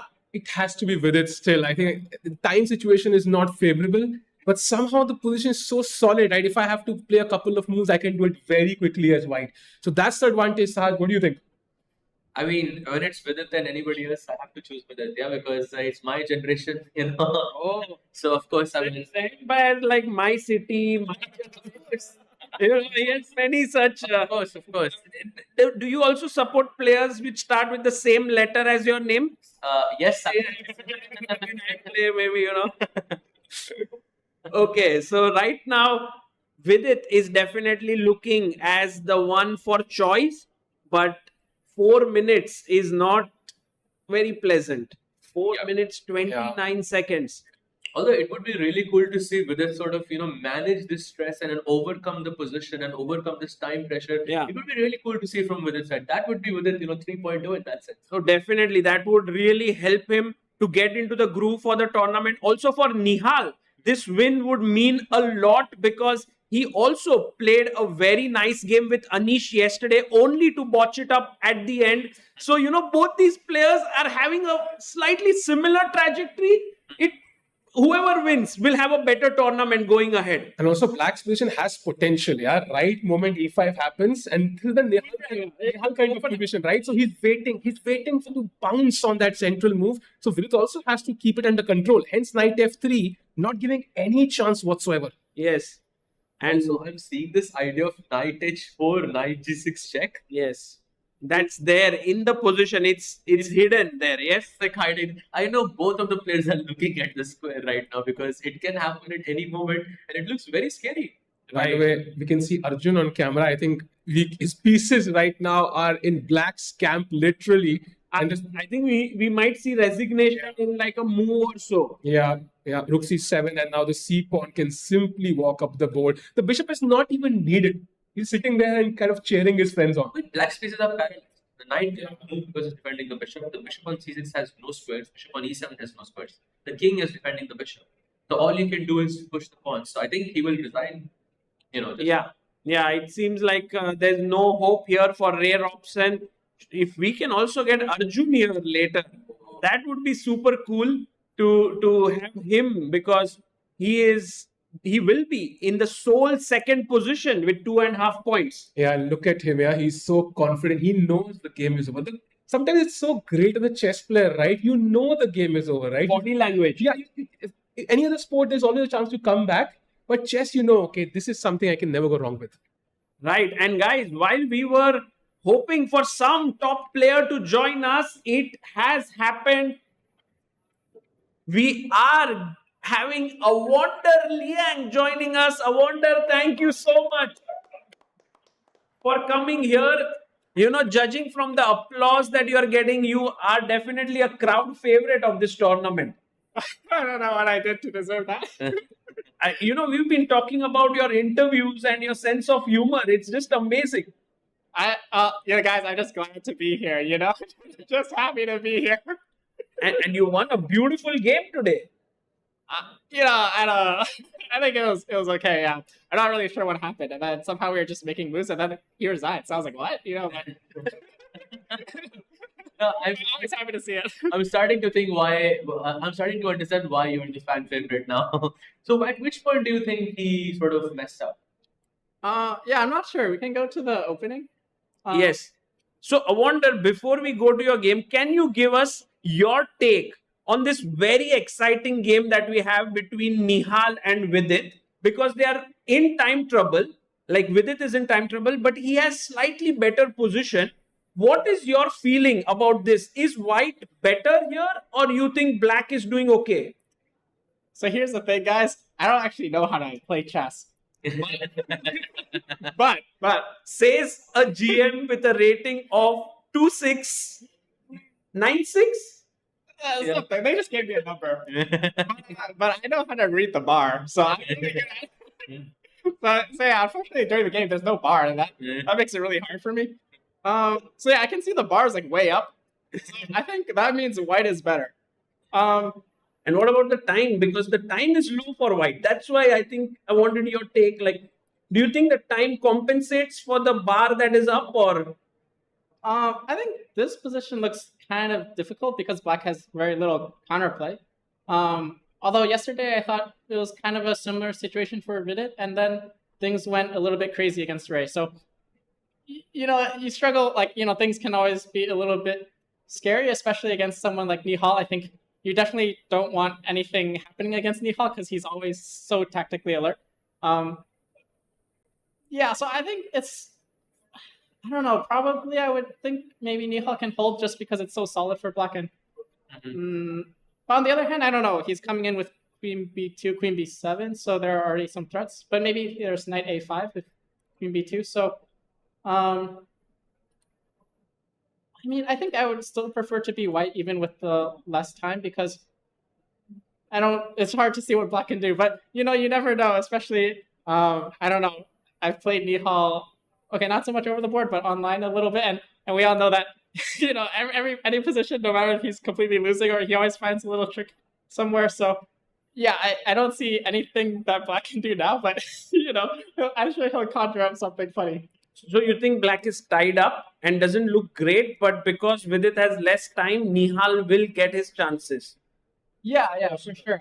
There's a lot of, nothing works right now, right? So E5 is not working, G5 is not really doing anything, but I don't know, you just, I'd be scared against Nihal, that's for sure.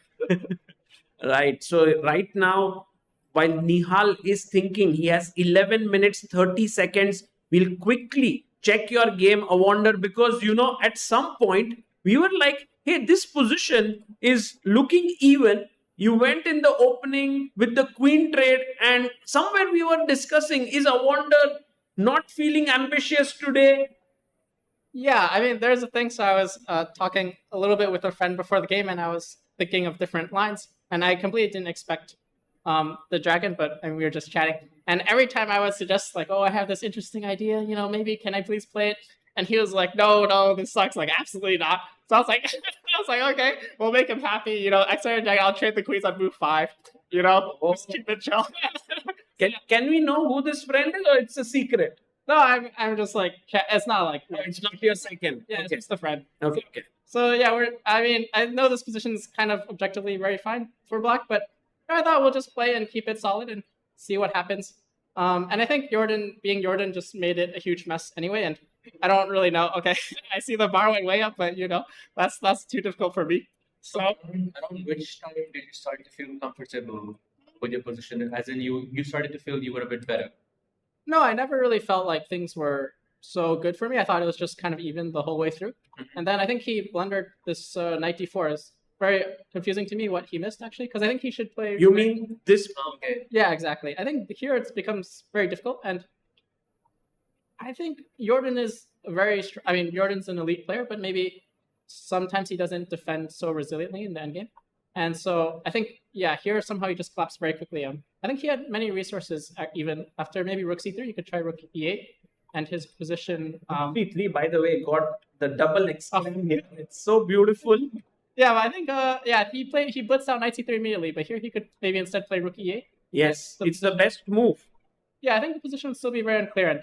And okay, yeah, white is better, but it's not winning. And yeah, but he played knight c3 and the position just collapsed. So I think And then you found this beautiful move, bishop c4. I think that was the key move. Otherwise, it was not totally winning. But now this idea which Sahaj showed in the commentary, knight g5, knight h7 is the mate.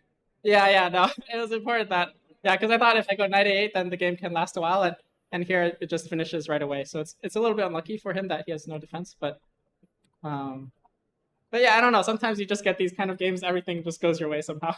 And it's such a wonderful victory for you, a wonder here.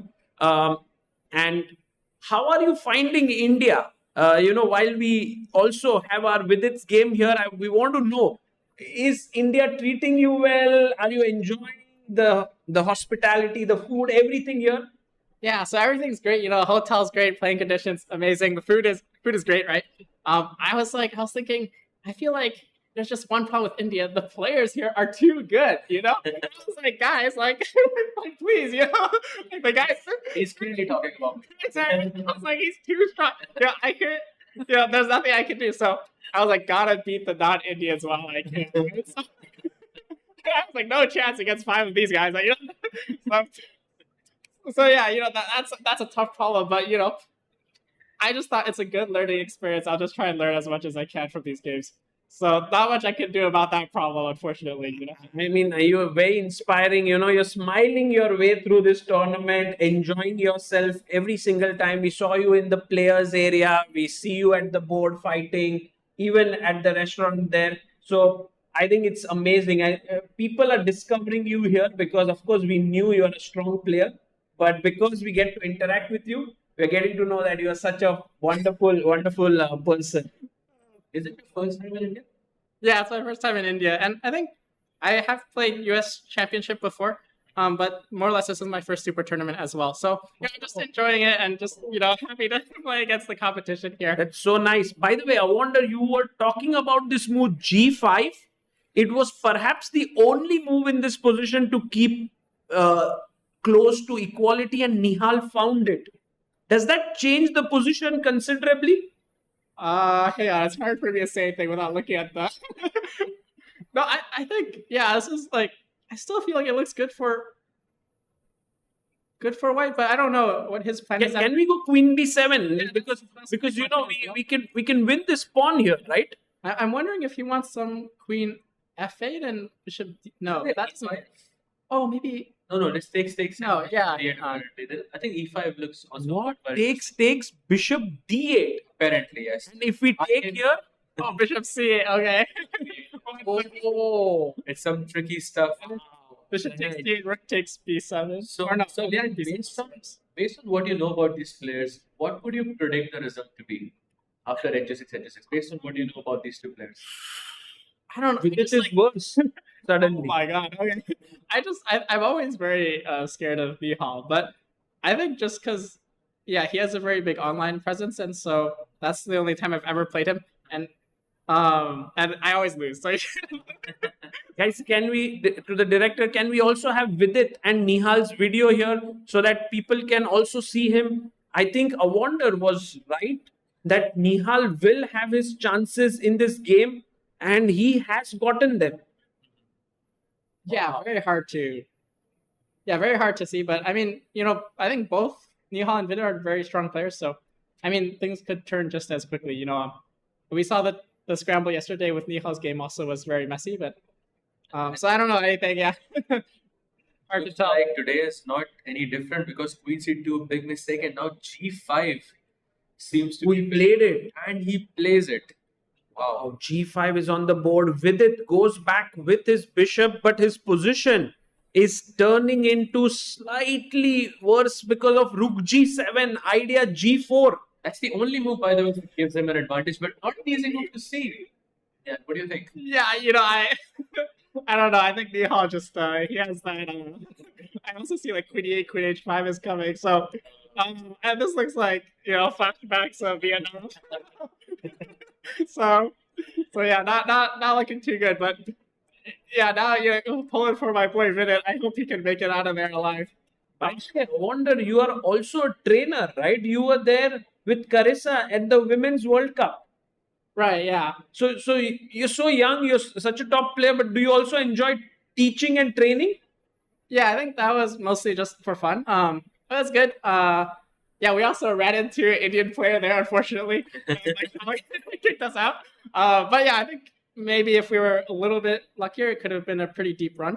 Yeah, I think Carissa's phenomenal player, very, very talented, and it's a lot of fun to work with players like that.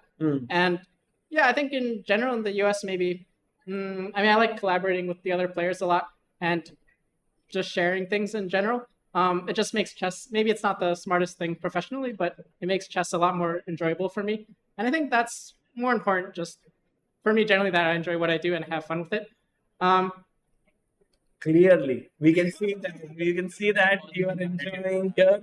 But while you are here, Rook G7 has been played, G4 is threatened. I wonder, it was an absolute pleasure to have you here to get your thoughts on your game, also on this game. Thank you so much for joining us. Yeah, thank you very much, guys. This is great being here. Thank you. Good luck for the remaining rounds. Round of applause for Awonder.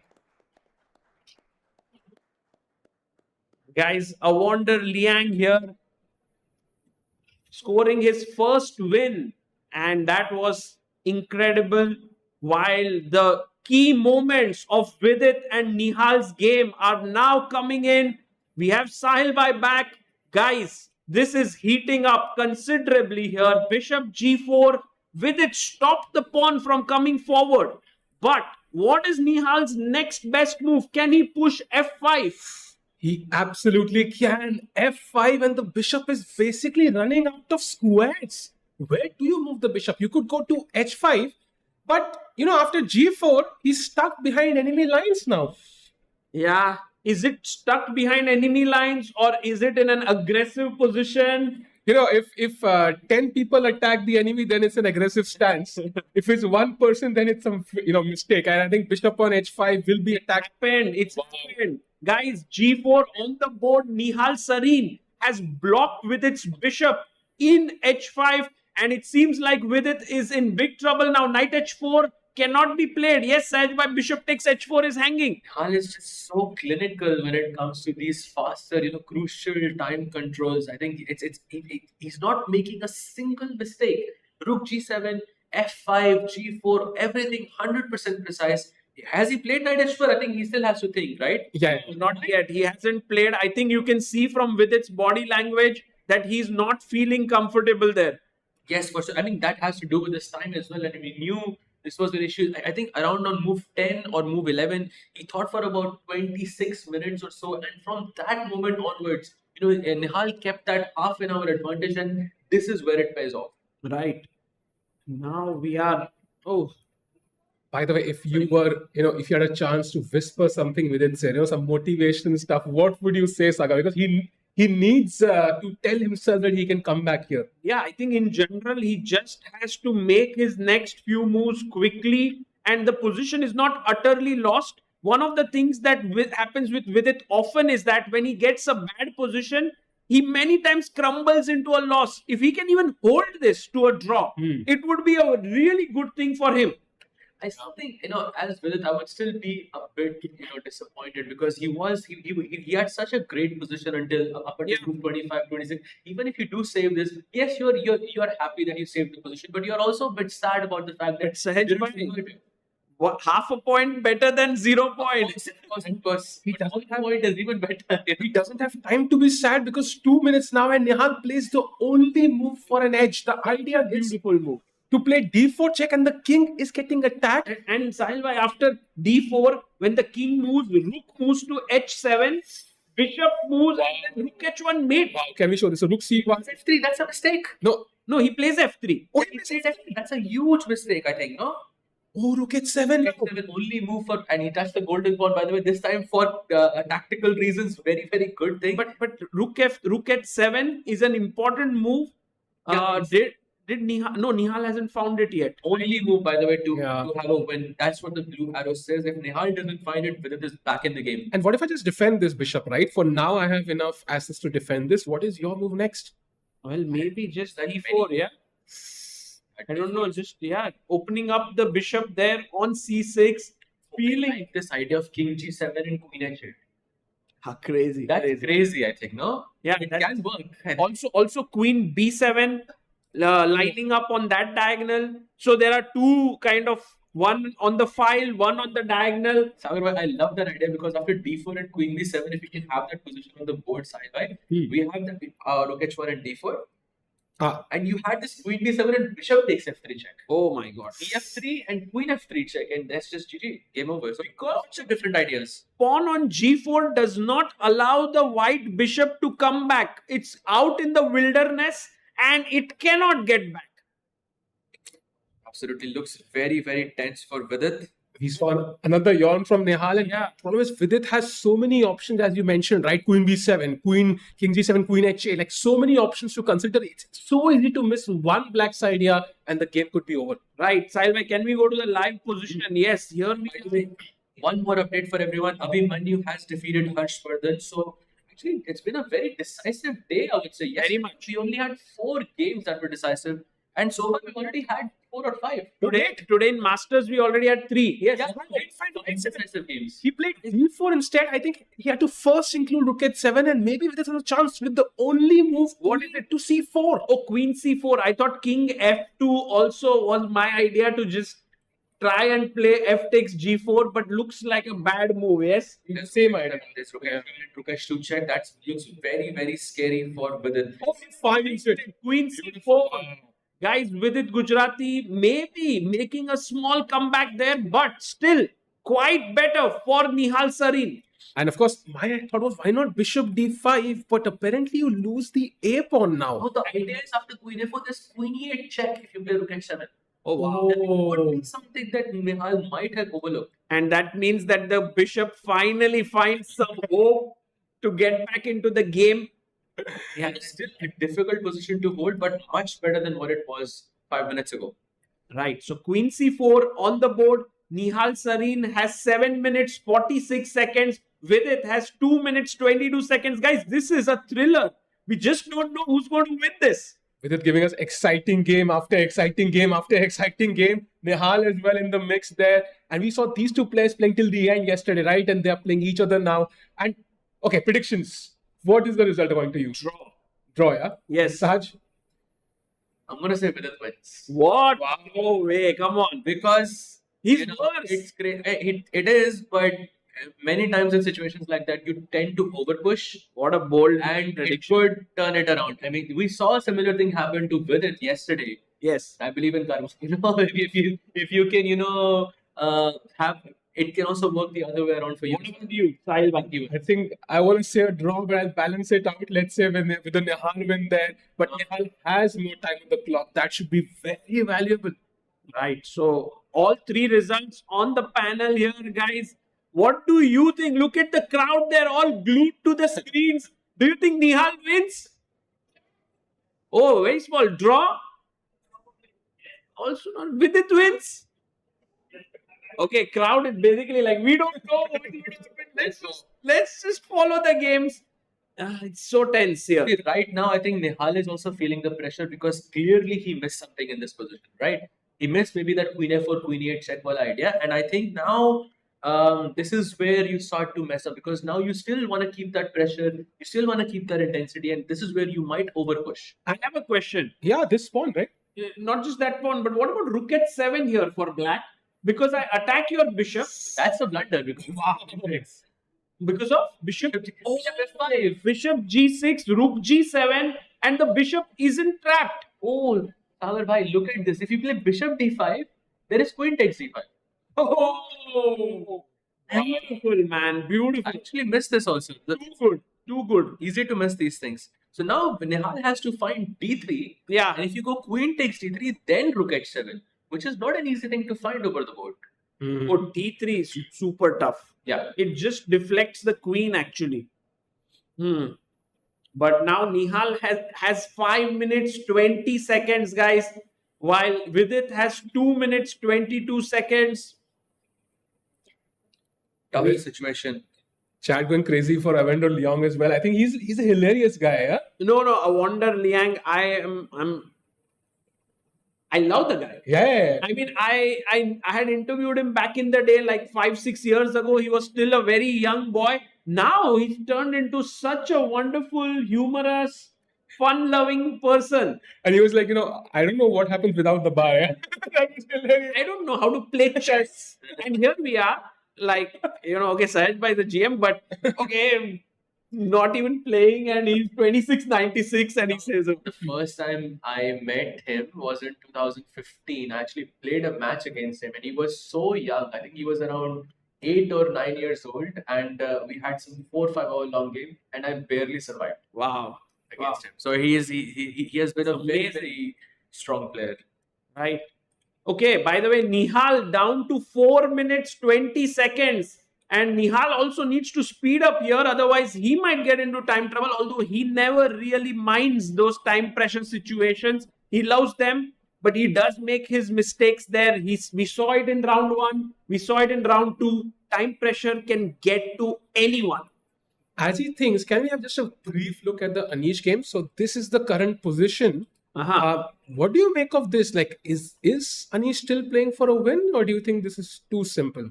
I think Anish, because he has more space, you look at the pawn on a5 and the pawn on h5 and black pawns fixed on g7 and h6. He's definitely pressing here. And as Sahaj keeps saying again and again, Anish is that kind of a guy. You give him a small edge, he will keep grinding you. And who knows, maybe this is the position where he tries for another like 20, 30, 50 moves. That would be possible if his time wasn't so low. Like he has 1 minute and 49 seconds and Pranav has around 15 minutes on the clock. So it will be a bit difficult to push in a situation like this. Had the situation been reversed, I think much better chances of that. But yeah, I think Anish will push regardless. It's hard to do it with such little time on the clock. By the way, some updates on Vidit versus Nihal. Nihal played his move. Yeah, Bishop D5 and Queen takes D4, and now only one move is better for Nihal, which is Queen to A8, and that's not an easy move to see. Wow. Why is Queen A8 to be played? Because okay, it just threatens Bishop takes F3, yeah, in the position. So I think he'll find it. Nihal, Bishop D5. Also, the time is kind there's of no other move, yeah, because if you play pawn takes pawn, it allows the white bishop to come back. Yeah. And that you just don't want at any cost. So Queen A8 seems like the only move here, right? Like Rook at 7, there's Bishop G6 business. It's not. And you still will lose Bishop F5. Yes, exactly. That's a great point there. So Queen A8 only move in the position to keep any hope for Nihal to win this game. But I still think that at this moment, around this moment, you might start tilting. But Vidit's play is not easy. For example, one of the best moves here is c6, which, to be honest, doesn't make any sense to me at first glance. I think the position. I think if Nihal. Will move, yeah, to throw, like if bishop takes queen, gets this open. Yeah. By the way, he plays the queen on the other side. Oh, he didn't play queen 8, he goes queen d8, and the position is now with its favor. Wow. Well said, by what man, you are like a genius. You predicted. Okay, it's still not winning or anything. Still not winning, but I think he has a genuine chance of converting this position now. So, I mean, there is Look at Sahil Bhai. He put the arrow there. Bishop takes f3 is a threat. Queen is hanging. We need to save our queen. He goes king to f2. I think that's probably the most logical, because bishop f3 is no longer a check, and you keep your queen on d4, which is super active in the center. But he's not played it yet, yeah? I've not played it yet. I think he's going for it. I mean, we just trust Sahaj because he just knows what is going to happen. True. I just feel the momentum is shifting between these players, because I think Vidit looks a bit more, I don't know, he looks a bit more awake. Like, something is changing now. And I think he can go for a win now. Yes. It feels so, at least from his body language, it's improving. Nihal, all the time looking calm. Nothing's changed in him. He's cool, calm, composed. And I think He's going for the king. I can feel it. He's going for the king. But he's spending a lot of time. He's almost down to a minute. Yes, he plays king f2. The best move on the board.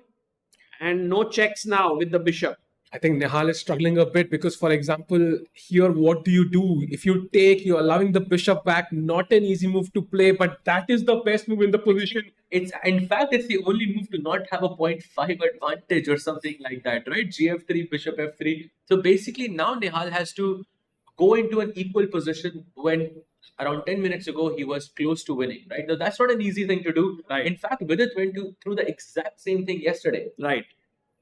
Queen f8 played.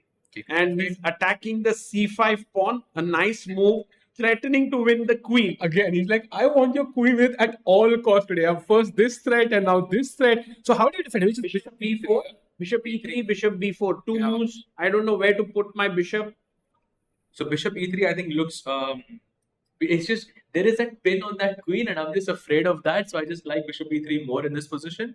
Just a personal preference. Yeah. Also, it keeps the bishop kind of on both diagonals. Yeah. It could also move on the other side. So yeah, this definitely seems like a good move. But with it now down to less than a minute, 59 seconds for him. You can see Nihal swiveling his chair.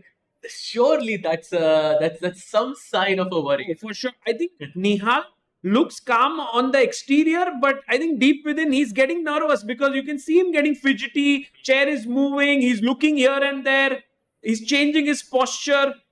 With it having a couple of glances at the clock, to play fast. Come on, this is your moment. You have to play faster. You be playing any move on seconds is, then the things completely switch again. So this is the moment. Bishop e3. He's about to 20 seconds. Oh, he takes on a4. Queen takes a4 is a quite a good move. Still fine. I think bishop takes c5, king g2. Maybe Vidit is sort of happy to go into that equality because he knows Nihal won't do that. No, but now bishop c5 is kind of forced, right? King g2. And then bishop a3, there must be some tactics there. Just queen e8 and trade the... Yeah, exactly. And go into like endgame, draw the game. Yeah. But some of these bishops look quite impressive at first glance. Like maybe bishop e3 would have been more this is an obvious move for Nihal. He could play it right now. He's not playing it. Let's not forget Vidit is still a pawn up in this position though. So still some chances to convert in this case. Yeah, but Nihal is very scary in these time controls, yeah. And the bishop is still wondering, okay, am I in, am I out? I'm not sure what my future is even. Guys, is somebody listening to me? Let me back in. But there is no clear path still. Okay, by the way, Nihal also has 2 minutes now. This game can swing either way. Nihal is thinking that if I take bishop takes pawn check, that seems like a normal move. Do I have something that will throw with it off? And I think that is his plan. I think he might make some unpredictable move. Is there anything else he can do? Rook at 7 maybe. Yeah, rook at 7. And now white has to take this pawn.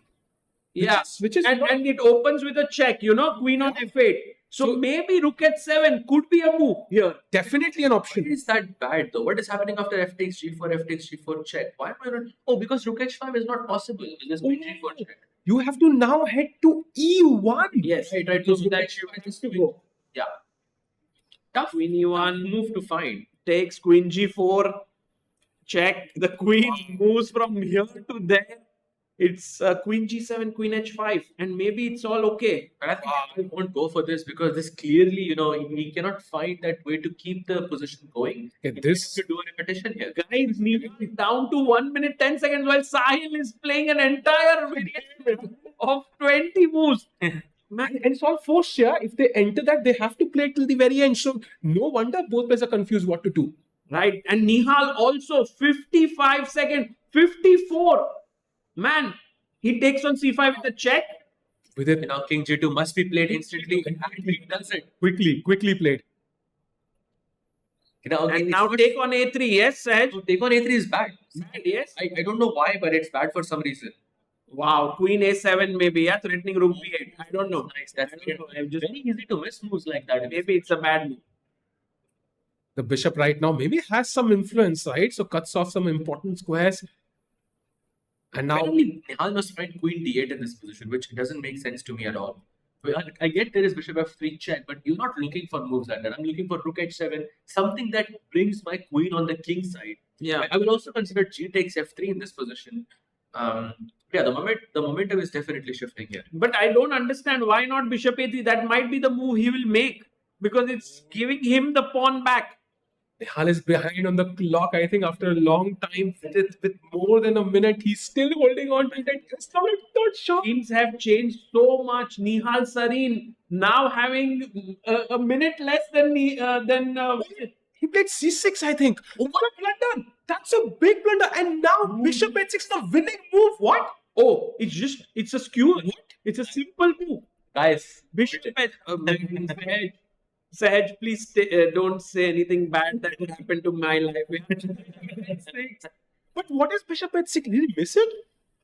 it could be. Yeah, it's been just a blunder. Missed it. Could be. And this is what happens because he was winning and then suddenly he missed one move and then he started tilting.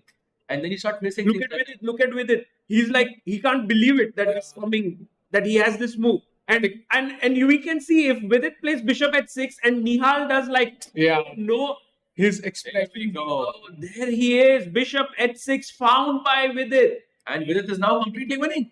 Wow. And Nihal has blundered big time here from an even position. He's now lost it completely. I think it's pretty common, a common pattern, right? Round one, he did the same, blundered in that endgame in one move against Vincent, and has the same problem in this round as well. He's playing very well until that one crucial moment. Right.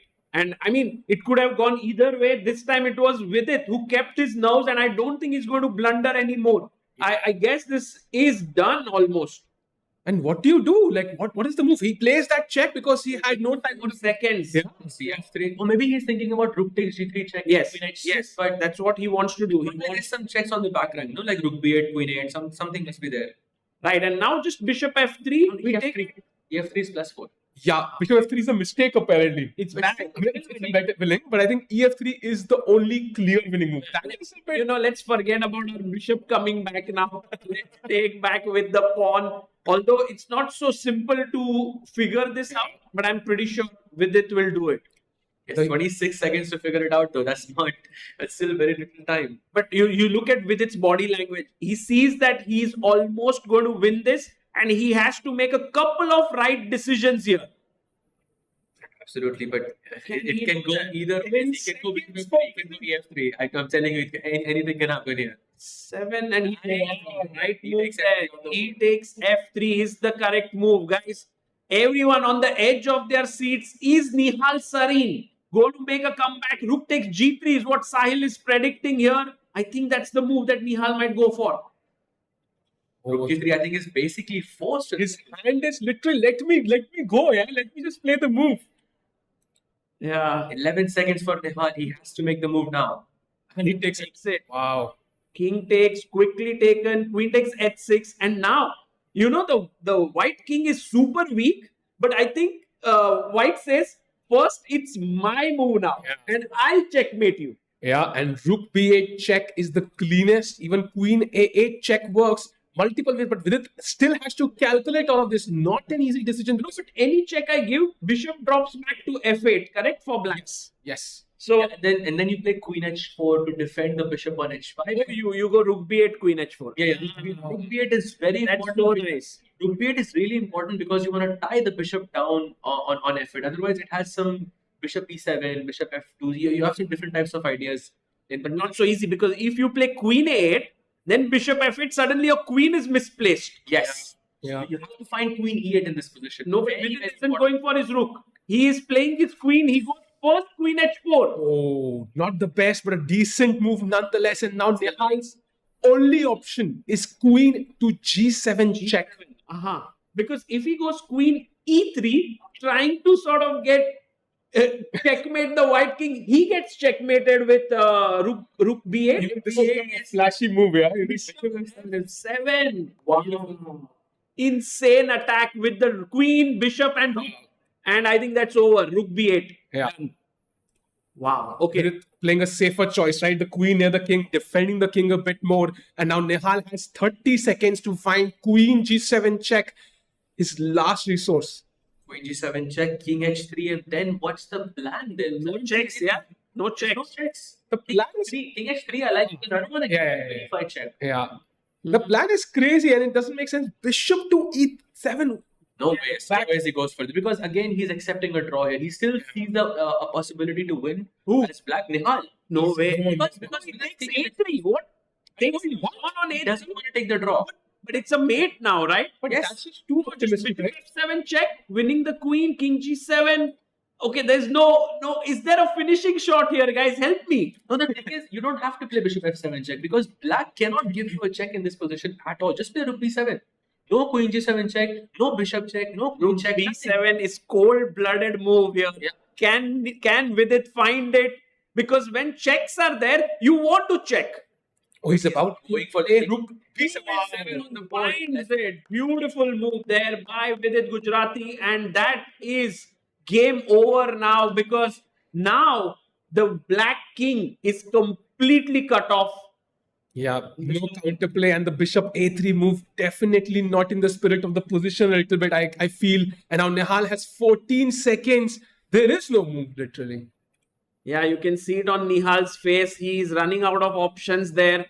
He goes back bishop f8, but now Sahaj bishop f7 check. King h8, queen takes queen, and rook e7, and then you take the e6 pawn. Wow. And there is just. Do you want to go into endgame, or is there any way to finish it? I have connected pawns, so I mean, also it's good to go into the endgame because I have less time, so it's easier to make hand moves. For sure, I think it goes for this. Vidit could go for this endgame, but I'm pretty sure you're looking for some mating ideas here. I want to You're greedy video. check. Yeah, maybe Vidit is not greedy anymore here. King h8, and as we just saw now, queen takes queen might be the simplest way to finish off the game. Now that I think about it, why should white go queen takes queen? You can even play anything in this position, like f4 or something, because black's queen is completely tied down. Right, it's The king pinned. is tied down, bishop is tied down, everything is tied down. So queen h6 kind of forces things, but it's not necessary. Nihal let out that long, exhale. He was like, oh man, how did I... Queen f6 check. Oh. Oh, that's a nice, Winning. It's clean, very clean. why. I mean, I take pawn takes, and then just somehow no one can capture that f6 pawn. Yes. Right. And you go king h4, king g5, king g6. Oh. That game of Nigel Short versus Young. Yeah, the king walk Yes, the king walk. Something comes like to that. mind. Yeah. Okay, guys, this one is done. We could see Nihal maybe resigning here, but could very well make a few more moves. The result seems to be beyond doubt now. 28 seconds for Nihal Sarin, 37 for Vidit Gujrathi. What a tense encounter. And the sad part about chess is that one player has to go back to the room as someone who's lost. I would have loved if both would have gone happily there. But yeah, that's not chess then. I mean, okay, Yeah. you can draw, but then both are unhappy. Yes, So- in this scenario, both will be unhappy. I think. I mean, the bad result, you can't blame anybody else. It's somehow so personal, right? A win and a loss. And I think Nihal realizing the game is pretty much over, shakes his head. I think he might just resign. Yes, that's pretty much because BG6 also coming in, rook at 7, F7, Oh. just this mating ideas. If you play king h7, just bishop e6 check. If you don't play king h7, then I just bring my king up and just it's backhand. Also, rook He e8. goes king h7, but now bishop e6, right? I feel bishop e6, but also king f4, king g5, and then something is also pretty easy. I mean, King f4, there are more than king one ways. Even nice, nice. Oh, actually, bishop e6 is not that simple, yeah. Yeah. Because after bishop d5 F7. takes f7, Only move. we should win. Yeah, we should win this. Only because now we have that pawn still alive. Rook is well placed. Bring your king in. I don't think. You just reroute the king via f2 or take the d5 pawn, and I think it's over. Okay, Vidit. That's a great time management. I think it's not easy to play such good moves. You know, when you have 30 seconds, he's kind of held his nerve there. And Nihal Sarin would be kind of cursing himself. It was so close, right? Now King F4 played. Yeah, I think king g5, king e5, both of them very, very likely moves here. I mean, this is the moment when I think Nihal can resign. I think this is basically over. And king f4 played here. Can we call with it? Let's see. Can we call with it? What is Nihal going to do next? Because if he gives a check from that side, the king goes this side. If he gives check from this side, the king goes that side. He pushes the pawn, attacking the rook. Don't miss the rook. You cannot play rook c7, yeah, because it's bishop d6 check. Yeah, don't miss the rook, guys. a7 and d7 are the safe squares. Any other place is not safe. Maybe rook a7 is the safe square. Yeah, rook a7, safely putting your rook on the side.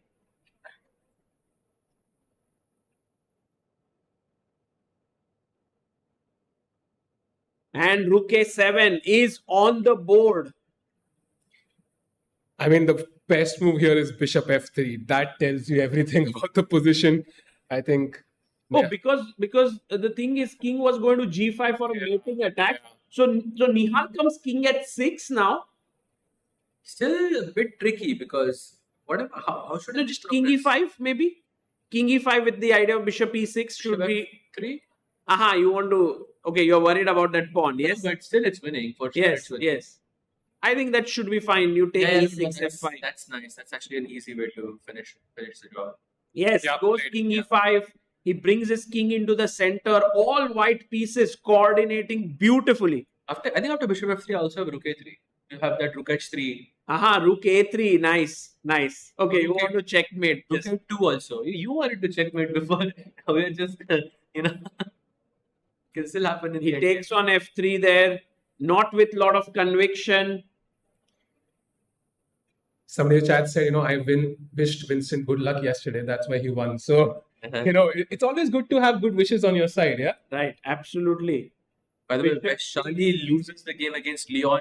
Just finished. Oh, that rook endgame. Which Yes. was so even. Yes. Vaishali has lost it. Well, Leon Mendonça, after a tough loss yesterday to Abhimanyu, comes back strongly with a win. C4 played and now bishop f5, right? Like Yeah. rook at 7 mate. Two options. Yeah, you can grab either of them. I would grab the f pawn first because golden pawn, yeah.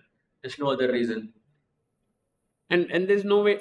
Look at Nihal, by the way. Yeah, he's Yeah. rejected right now. No, it's Nihal is thinking to himself, I'm trying so hard, I'm playing so well in general this tournament, but I'm unable to score points. And there you are. He shook his head. I believe he's going to.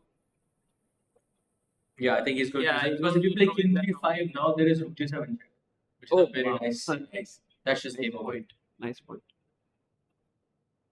Yeah, I think this is where you resign.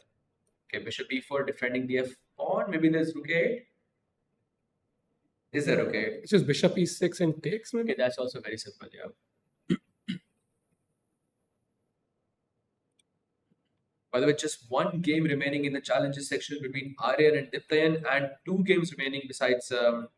Apart from this one. Anish is, Anish- by the way, equal, against Yeah. Pranav. Or is Pranav starting to press now?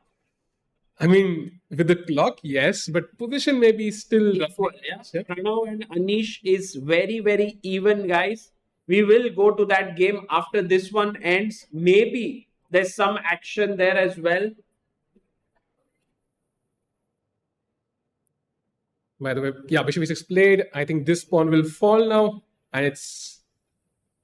Maybe we'll see your move, Sahaj, that king g5 and rook g7. Oh, that would be a pretty end. Yeah, it would be a nice Yeah. game. King g6. No, Nihal sees it. he sees the idea of rook g7.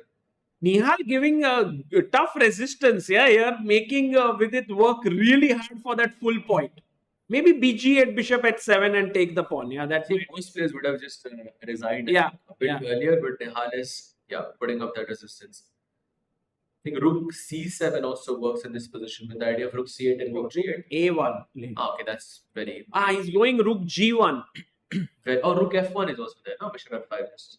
And That's- yeah, he was bishop c5 and now rook f1 is the move, guys. Don't play rook g1 and a draw in Anish versus Pranav game. So Anish starting off with 3 draws here. Pranav having 2 draws out of 3 games and 1 loss. Yeah, good result for Pranav, by the way. With the black To hold Anish. with the black pieces, very impressive. Anish is known to push in these dry positions. Yeah, he prefers that solid advantage. Right. Pranav did not give him any chance whatsoever. And now, guys, bishop, rook f1 played. f5 pawn is also hanging. Is there any other? There are no checks to the king as well on e5. I mean, there are certain positions where the bishop can hold against the rook, but this is not one of them. Yeah. Yeah, there are some actually. I mean, there is no hope. You just take on f5. And, Yeah. I mean, I'm trying to think of any. Maybe if Four it's on places. g6 or something, then maybe it's possible. No, it is no. I think there is one there. If you play g7, you go king h7, something like that. There is a position like that, but you have to be very precise to win there. Right. With this pawn, it is not possible. By the way, there was a bloodbath here today. For example, all 3 games ended so far, all results. Anish's was the first draw. So 4 results. Decisive in Masters alone. And challengers, I think we have had already 2 decisive games. 3 out of 4 3 decisive games. 7 decisive games today, guys. The crazy thing is the draw was Adiban. I love how Nihal is playing until the very end. Yeah, it just shows how much this means to him, this game. He doesn't want to stop playing. Absolutely. Rook f4, rook c1, both of them, I think, will just seal the deal here. But yes, he's trying to fight until the very end, hoping for that one mistake Yeah. that, Nihal, maybe by it's a the bit way, too late. plays Arjun tomorrow. So somehow the things are not getting easier. He needs to really channel his inner, Inner Nihal. yeah, I mean, Inner top shape Nihal. yeah, he has to do that because tomorrow will be extremely difficult as well. But sometimes when the tournament is not going well, the best you can hope for is to face the top seed and then beat him. No, that way True. you can then redeem yourself. True. Yep, absolutely. And we have a draw here, or they've called the arbiter Diptayan versus Aryan Chopra in the Oh, challengers. it's, What has happened? I believe it's repetition. a 3-4 repetition. So someone's claiming, Yeah, it is a 3-4 repetition. I can see it on my screen right now. and a draw has been agreed here. Okay, so one more draw. Final game of the day.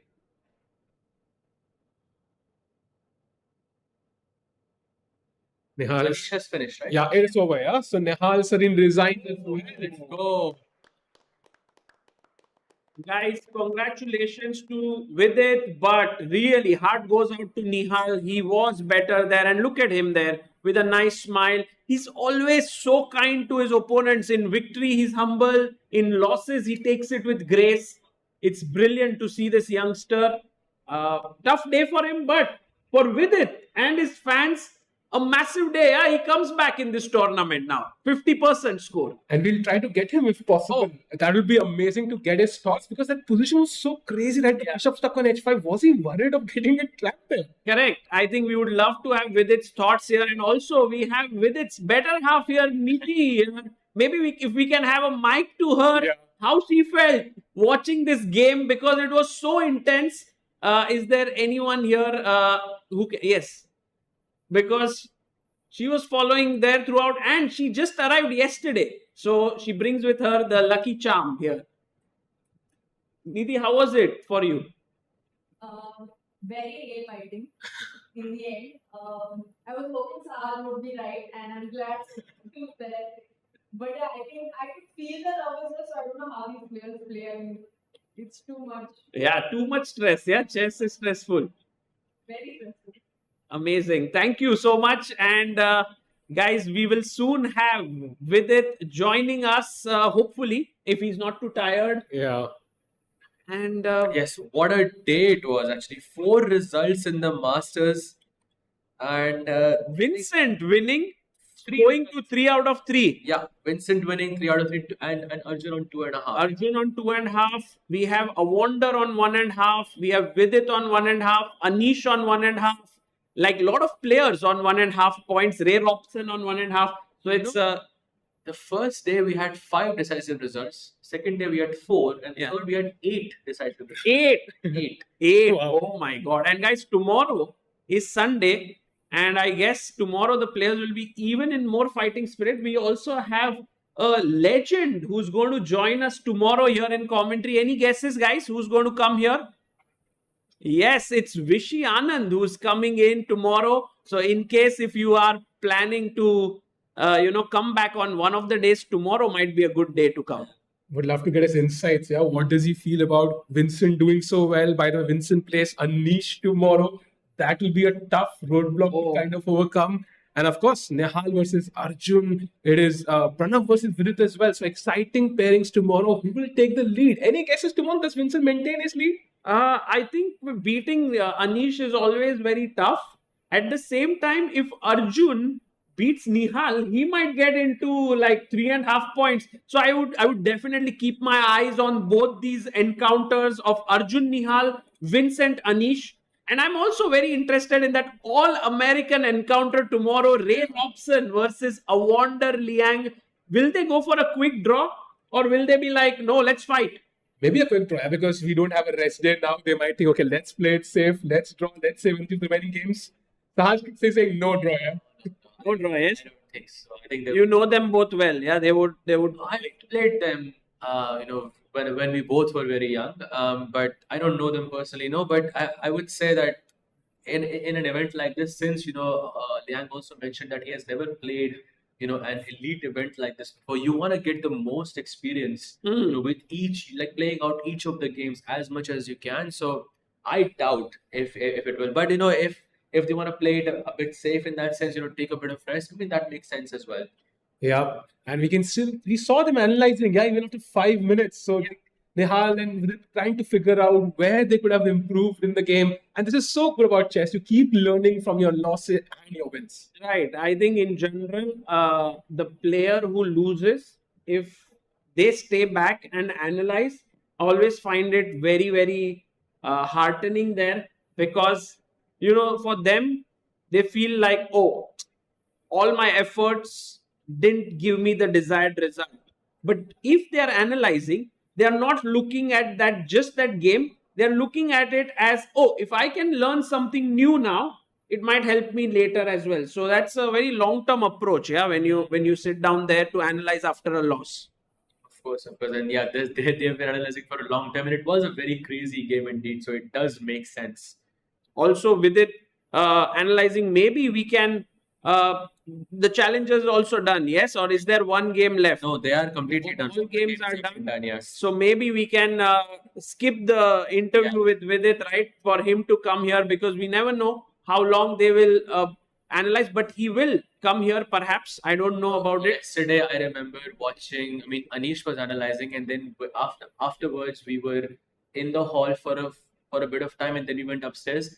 They were still analyzing in the elevator. Oh, okay. Like they were going upstairs in the same floor. They were still talking about the game, so you never know how long. Yes. This thing can go. Also, he might be very tired right now. So, guys, it's time to call it a day. I hope you had good fun here in the venue as well as back home. We will be back again tomorrow, 3 p.m. IST on the Sunday, with Vishy Anand also joining us. Thank you, Sahaj Bhai. Thank you, Sahil Bhai. See you all tomorrow.